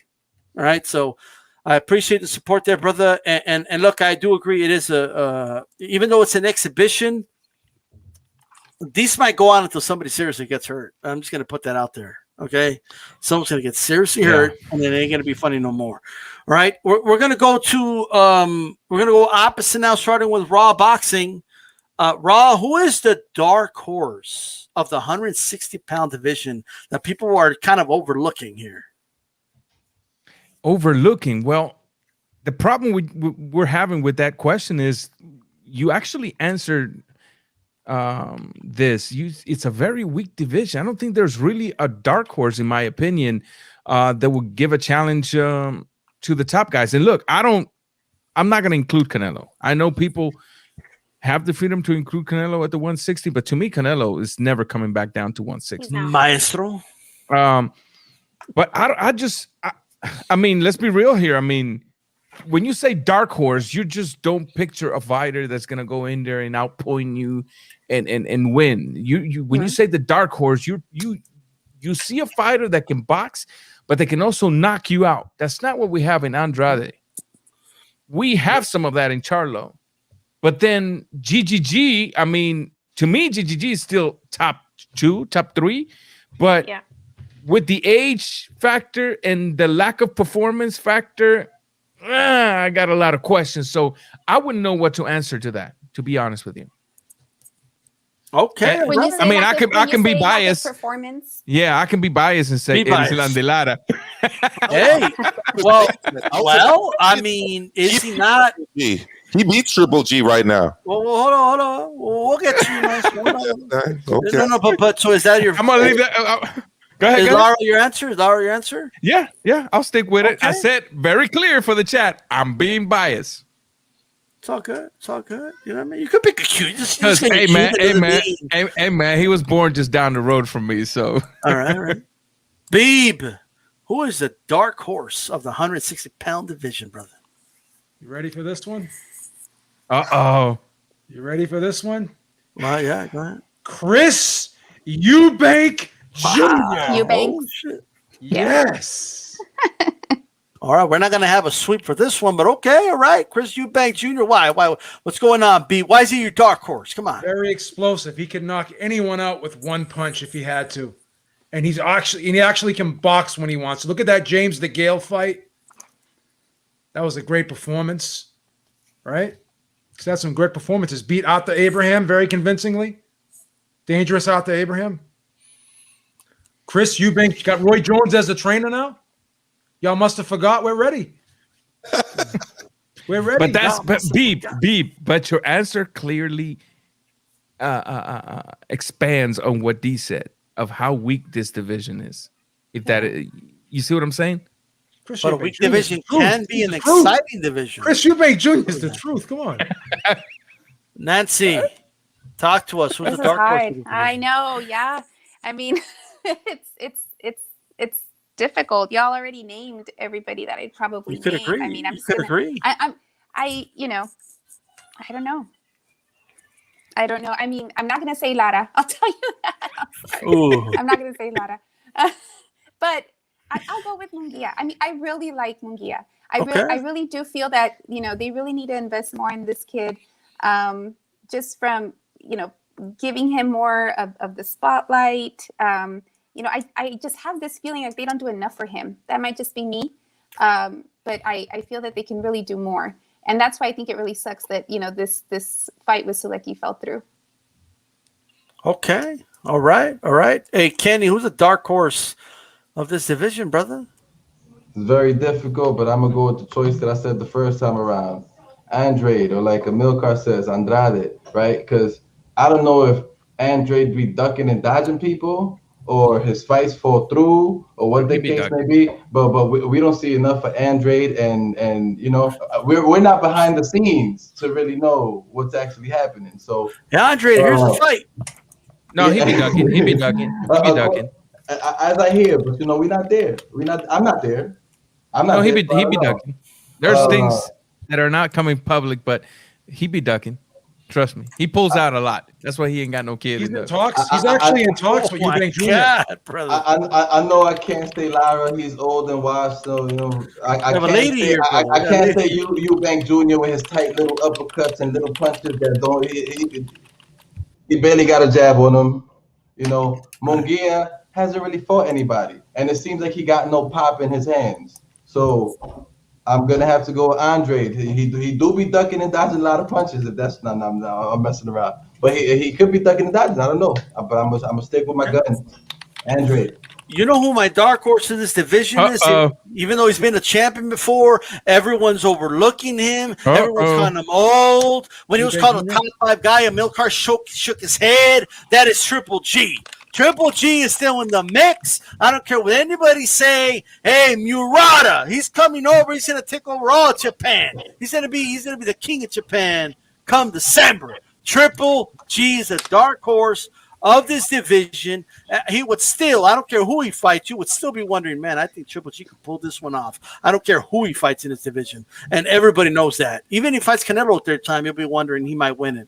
Even though I think Canelo wins, you'll still be wondering that. If Canelo comes down to 160, you want to be 100% sure that Canelo's going to win that fight. I'm just saying that right now.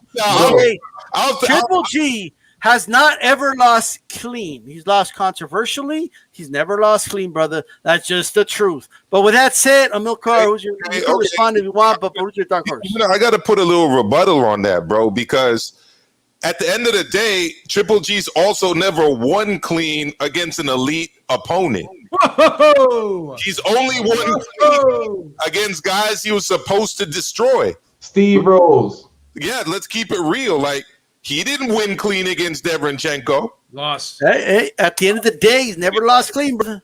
Okay, so what I will say, believe it or not, if you can actually believe this, Sergio Maravilla Martinez is ranked number 4 by the WBO. Stop! Please stop! Don't say it. I'm just telling you, but Don't say it's a dark horse. that's not my dark horse. That's not. All my right, you're just giving him a shout out. Okay, cool. All right, cool. One thing I also have to say in agreement with Joe about I almost had a heart attack, brother. Chris Jr. is that his struggles have come at 168 pounds. He's actually fought pretty well as a middleweight, so that was not as crazy as a lot of people may think that it is. But my dark horse is Erislandy Lara. He's a proven competitor. He's got amazing counter-punching abilities, probably the best in the division. All right, he's a southpaw. He's slick, and he can also crack. So that's got to be a dark horse. I got to put him as a real legit competition against every one of these dudes in the division. I think he's at least even money with Demetrius Andrade. I think he's at least even money with Triple G. And I think he's probably an underdog, definitely an underdog against Charlo. But other than Charlo, I think that he's a solid dark horse. So he's even money against Triple G. And you're telling me Triple G's not the dark horse in the division, brother? I'm saying, I'm sorry right now, and I like Mungia too. Give me on what is your sorry about the police activity outside my apartment here in New York City. They're coming to arrest you for saying you said Maravilla Martinez is a dark horse. No, I wasn't saying he was a dark horse. I was just reiterating that the division is a bit. Let me take back that 911 call. Go ahead. It's a bit weak, the division, if that guy is ranked number 4. But what I will say about Triple G is that I was not impressed by the Zarameta win. I wasn't impressed. Like, who's Zarameta? Zarameta took him rounds and was hitting him clean.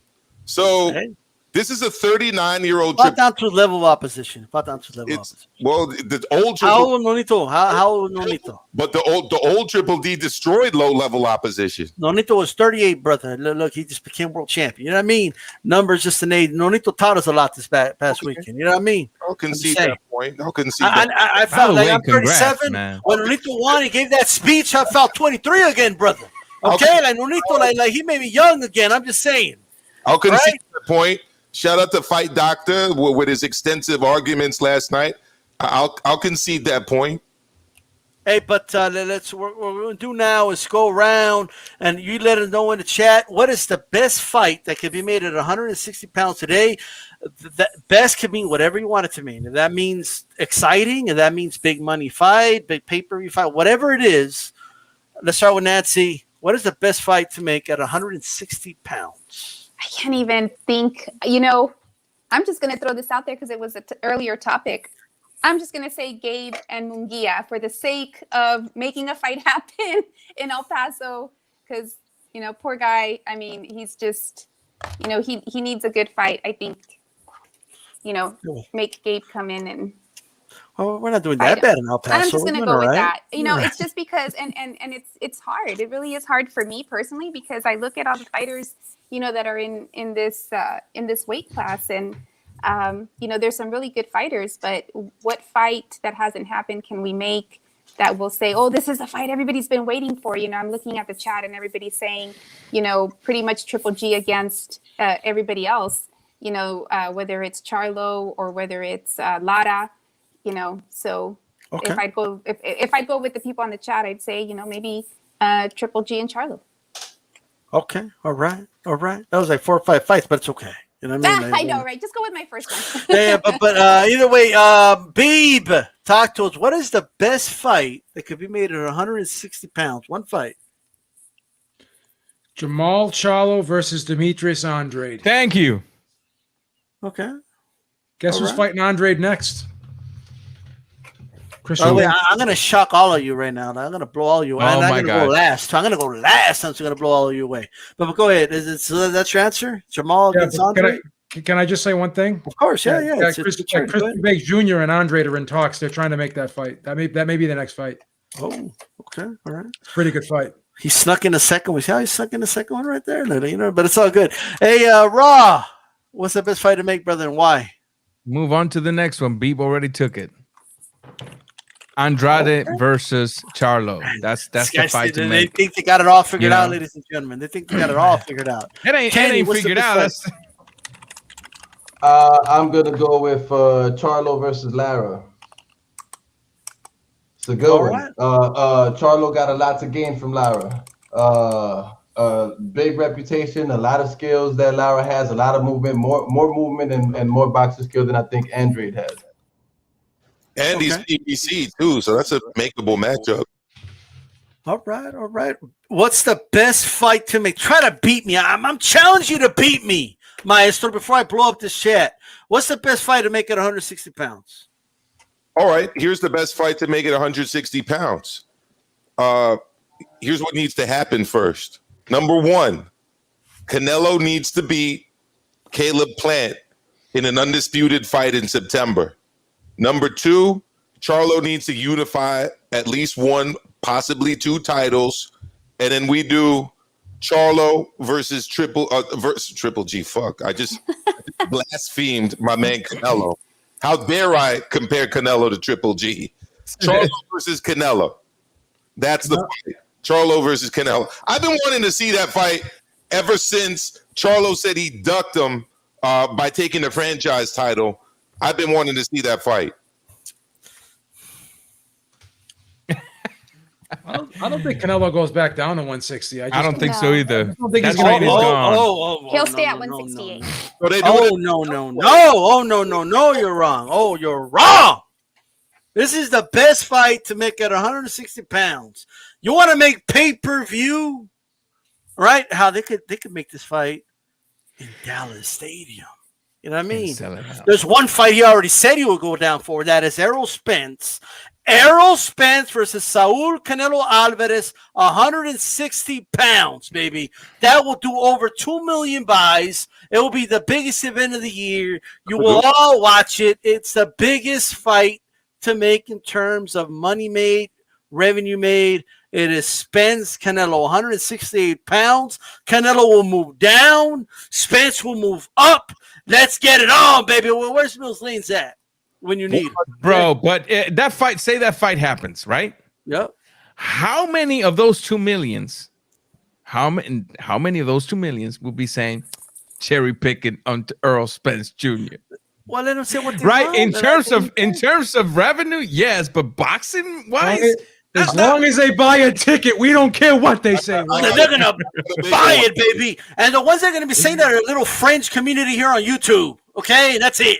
Everybody else is gonna buy the shit out of it. Okay, I don't give a shit what anybody says. Okay, I don't care. Christine's saying no. You all will watch it. It will be a big event. Oh, I will watch it. I'll watch Right? it. Oh, yeah. I will watch it because it would be an actual boxing match, not an exhibition. Yeah. That could happen. That could happen. D-Star, can I amend my pick? Because I want to amend my pick. I got to amend. We have amendments now. Okay, go ahead.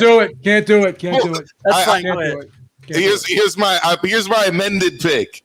So we got Charlo Castaño for the undisputed this year, right? Then you got Canelo Plant for the undisputed, right? Mm-hmm. You do Charlo undisputed versus Canelo undisputed at a catch weight of 160 in Dallas Cowboys Stadium. Jermell Charlo versus Saul Canelo Alvarez.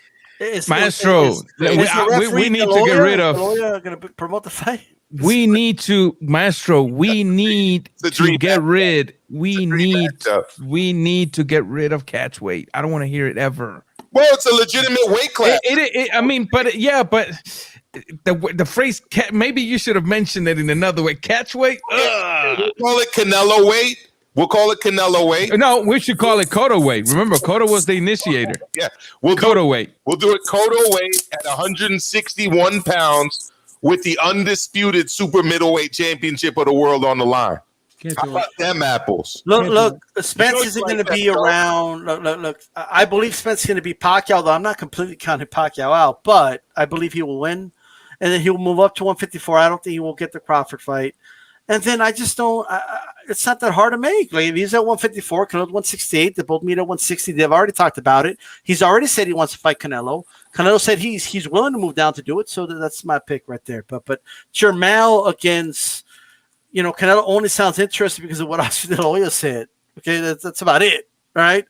But that's not here nor there. But we're gonna go on to this next topic here. Okay, if I may. De La Hoya put out an Instagram post. So someone shared a post of like De La Hoya teaching somebody how to throw punches. That's all. It was a very innocent post. Canelo, yeah, I'm sorry, I apologize. Canelo, he was just throwing punches. That's all it was. And then De La Hoya had to post, oh, please, this guy don't know how to throw anything. He's flat-footed. He throws the punches all wrong. His hook's all wrong. He's on his heels. Oh, and he ducked Jermell Charlo. I think he did the @ and it said Charlo, so he thought it was Jermell, but Jermell's actually a feature of boxing, at the @ so I think he accidentally tagged the wrong one. But nonetheless, that's what De La Hoya did. Then Canelo proceeded to tell him, and I'm just gonna say this for the sake of quoting, go fuck yourself, with utensil emojis. Yo, I don't know. Like, Canelo is savage in English. Like, God damn, he's savage in English. Like, holy shit. Maybe Spanish is a language of love because he's all love in Spanish, but in English, he's like, whatever. Kenny, what do you make of Oscar De La Hoya going at Canelo in a very random post and Canelo clapping back? I think De La Hoya is a trash businessman. He's emotional. He's a good boxer. That's about it. He's emotional. He talks shit about all his fighters. He used to one point talking shit about Ryan Garcia. He's talking shit about Canelo in the past. He's always talking shit about somebody, and that's not something that businessmen do, especially not promoters, especially not the owner or the main representative of Golden Boy. Like, he's foolish. He's a horrible businessman. He should go back, or he can't go back to boxing because he's retired and he's too old. He should just fall back and continue being the face of Golden Boy and shut the up. I already said the word fuck, brother. You know what I mean? Yeah, I know. I've been cursing too much, Kenny! Canelo already started the cursing. You know what I mean? We might as well just keep going with it. Like, Nancy, what do you make of this? Wow. So I agree. I mean, he needs to focus on the business, right? Not just for his sake, for the sake of all the fighters and everybody else, that works for Golden Boy. It goes back to what we were talking about earlier, talking about the promoters and, the good job that Eddie's doing. I mean, you don't see Eddie doing this. Yeah, Eddie throws jabs here and there. He makes little witty comments back, but nothing like this, right? And I used to be a De La Hoya fan, when he was a fighter, and I've been a Golden Boy fan. I'm not going to deny that, but I don't like what I've been seeing, just because of where the sport is right now. Like, we really need him somewhere else other than up in Canelo's Instagram, comments, and it's just childish. And then out of all the comments to pick, right? I mean, posts to pick to post. It's like he's doing something good. Why would you pick that to make comments like that? I did hear somebody say, or I read someone say, oh, it's, they're doing it on purpose. Like, it was agreed upon, they're planning something. And I don't know about that. I think this is real. I think this is real. I don't see how this would be going anywhere in terms of they're planning something or something's in the works. Well said. Well said. Beeb, it's right there, brother. He said, please, this guy does everything wrong. Head up when he throws hooks and his heels flat-footed. And what else? Oh, he avoids twin Charlo, tagged the wrong Charlo, but nonetheless. What do you make of it? This reminds me of when a girl dumps a guy and all of a sudden that girl turns into the ugliest girl in the world. But when he was going out with that girl, she was the most beautiful thing in the world. But now that she dumped him, oh, you see that little mole she has on her nose when you look put it under a microscope? That's the ugliest thing in the world. So all this is De La Hoya acting like a jealous ex-girlfriend. He's a very envious person. And I think he's really bitter that he doesn't have Canelo with him anymore. That's what I sum it up to. You really can't take anything that De La Hoya says serious. Anyways, if all you have to do is just go look at him at that Triller event, that's the real Oscar De La Hoya, unfortunately, as much as pains me to say it. That's the real Oscar De La Hoya. USSR. That's what he's turned. That's what he really is, and everything else that you see is just basically a caricature of what he wants to be. Yeah. Raw. You see it right there. You see Canelo's response. Well, what do you make of this, brother? I mean, Beep kind of took away what I was gonna say, because when I seen this and when we talked about this yesterday, the example I gave yesterday wasn't nothing I made up. There's a point in life when you're dating somebody, and to her you're the best thing to walk. So you're the hottest guy in town, and you got everything going on. She's into you very deep, and then you're like, sweetheart, your personality has changed and you don't want to accept this, so we got to split ways. And then all of a sudden, your beard is crooked, your hairline ain't straight, and guess what that time you kissed me, it wasn't that good, and this and that, and it's bitterness, it's jealousy, as everybody has already stated. Right.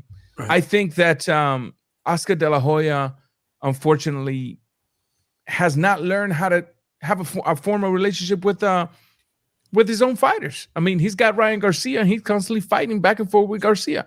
Garcia calling him a liar, him contradicting Garcia. So I'm not surprised that he's saying these things about Canelo. And as far as Canelo goes, do me a favor and go F yourself.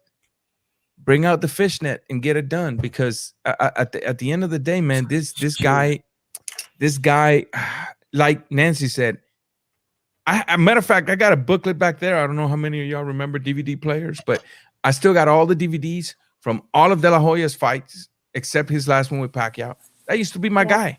Yeah. The first mega fight I watched when I migrated to the United States was Tito Trinidad versus De La Hoya. 1999 or 98, if I remember best. Jersey City, New Jersey, baby. Next to Christ Hospital in Palisade Avenue. That was my jam right there, right? And then I became hooked with Oscar De La Hoya. That was one of my guys. The golden boy, he had the persona going on for him. He had the girls after him. He can fill the arenas.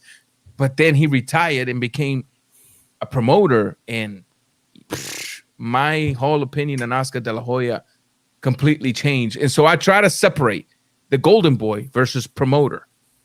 The golden boy inside the ring versus Oscar De La Hoya, cokehead promoter.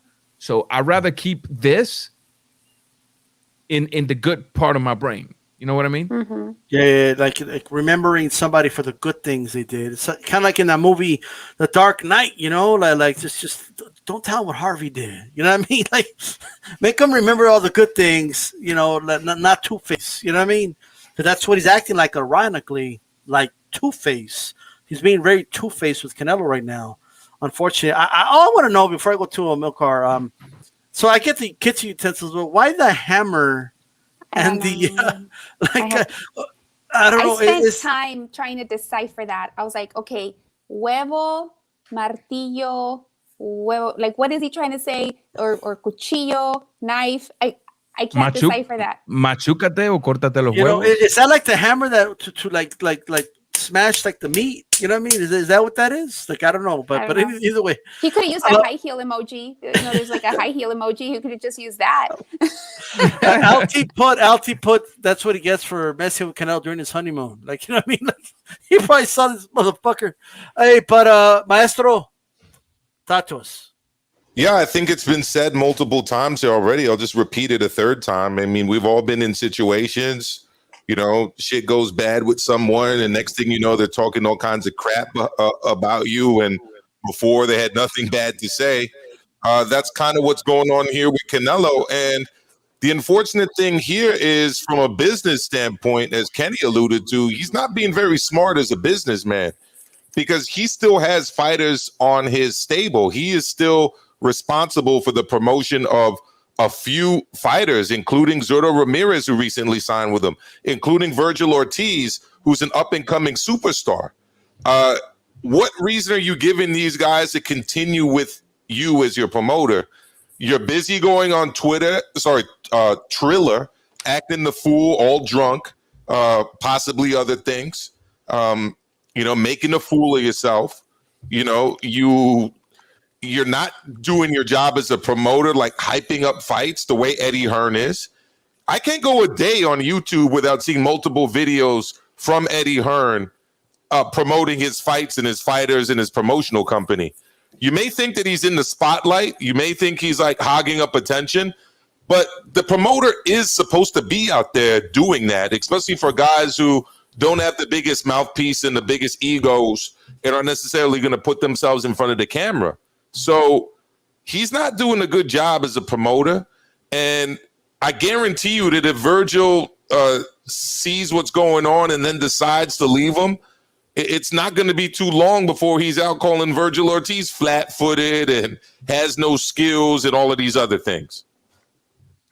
I hope he gets sued. There should be some part of the contract that says he can't talk shit afterwards. Like, there has to be some type of legal something that these boxers can do. You can't stop a guy from talking shit. Defamation. It's not smart, because then why would a fighter want to do business with you if they make a decision to leave you? You know what I mean? Because it's not personal, but it's just business. But what will make them keep the option open to come back with you? You know what I mean? Like fighters did it all the time. Like Cotto went back with Top Rank for a fight or two or something like that. You know what I mean? Like, it's not impossible for fighters to come back and go back with the guys that they know they could trust. You know, De La Hoya has totally burned bridges here, and he's burning. I don't think he realizes he's burning bridges with Ryan Garcia, who was very close to Canelo, for example. You know what I mean? Like, they're already in his ear. Like, they're every day they're training with Canelo in the gym, bro. Like, why would you talk about Canelo like that when one of your fighters literally trains with Canelo every day? You know? But we have reached the 12th and final round, guys. This means final thoughts. We get to go ahead and close this out. Maestro, start first with you. I know you got to prepare the show. Give us some final thoughts really quick, brother. Great show. Always a pleasure to be on D-Styles, the Roundtable, the best discussion in boxing. Pleasure to meet our new panelists today. Shout out to Boxing Republic. It was great hearing your views today. Awesome. Always a pleasure to have my friend Ranger on live with us. My partner Kenny dropping his takes. Always a pleasure to be here with Joe Habib. I'm going to sign out. Get ready for Roundtable Overtime. We'll be taking calls and continuing the discussion. Absolutely. Shout out to Maestro and Nancy from the Boxing Republic. Talk to us. This is final thoughts. You could tell whatever, you could plug whatever you want. Any final thoughts you have? First and foremost, I want to thank you. I'm so grateful for the invitation. Gentlemen, everybody at the Roundtable, I had an awesome time. Thank you so much for welcoming me. I feel the warm welcome. So thank you so much.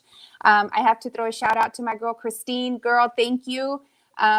She's amazing. And I'm so grateful that you all are giving me this platform to talk about what I'm looking to do in the boxing community, which is be more than a fan. So again, I'm with Boxing Republic, and my goal is to build a nonprofit that will help the boxing community and just the communities in general, build some scholarship for these kids, and again, just be more than a fan. So thank you. I'm super grateful. I think just on the topic of boxing, I'll end with this. It's a good time right now if you're a boxing fan, right? Period. Because there's just boxing coming in from every corner. Lots of great stuff going on, with or without the drama. I think it's just really awesome that we're getting, so many fights going, and I'm loving it. I'm soaking it in, except the YouTubers that, but thank you all so much. Absolutely. Raw boxing. Give us some final thoughts, brother. Whatever you want to say, and plug in your stuff, As always, thank you for giving me the freedom to come in and out of this platform as I please. That's very generous of you. Thank you for having me today. A pleasure, really, meeting the guy that left, and now Nancy. It's always good to meet new boxing heads out here, because sometimes it gets lonely in this war, doesn't it? And so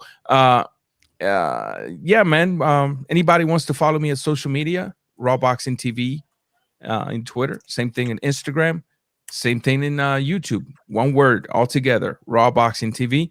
Come follow me. I don't always put content because of how busy my schedule is, but when I do put content, I like to think it's pretty good.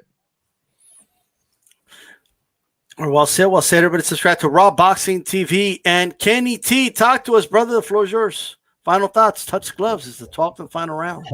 Sponsored by Modelo. Just thank you for having me. I'm always happy to be here talking boxing. You guys are great boxing minds. It's always a pleasure. Want to shout out everybody on the panel. Want to shout out Floyd Mayweather's hairline. And I want to shout out my Twitter, Kenny_T33. Follow me. Show me some love. Let's talk trash on Twitter. I'm finally out of Twitter jail, baby. There we go. There we go. There we go. Beeb, it is the 12th and final round. Touch gloves. Give us your final thoughts. I'm looking at these prop bets for Mayweather versus Paul. You could bet on who. Will Floyd Mayweather get knocked down? Will Logan Paul get knocked down? Who's going to get knocked down first? Who's going to be the first to bleed? Will Floyd Mayweather or Logan Paul have a hood on during the walkout? So it's a big event coming up on Sunday. But all kidding aside. Wow. All kidding aside, this is just a product of what social media has created, I think. And the world is kind of a fantasy land now because people can be whoever they want to be. And because of that, we have Logan Paul and we have Jake Paul. So it is what it is. What else can you say? Absolutely, absolutely. Everyone, the link is in the chat for anyone who wants to go to Roundtable Overtime on Maestro's channel. Anyone can join there, anybody in the chat, etc. So you can go there, click on the link, go over there. This is D-Style Boxing. I want to thank Nancy for coming on. It is a pleasure. Raw Boxing, as always. Kenny T, Ryan O'Hara from The Ring Magazine. We want to thank him as well for coming on, giving us his time. And, of course, Joe Habib from Ringside Reporter every Sunday. Make sure you tune in with him and Eric. Great show. The podcast to be every Sunday. I always call in. It's great stuff. This is D-Style Boxing. Keep it boxing. We are out of here. Peace out, guys. I'll see you later.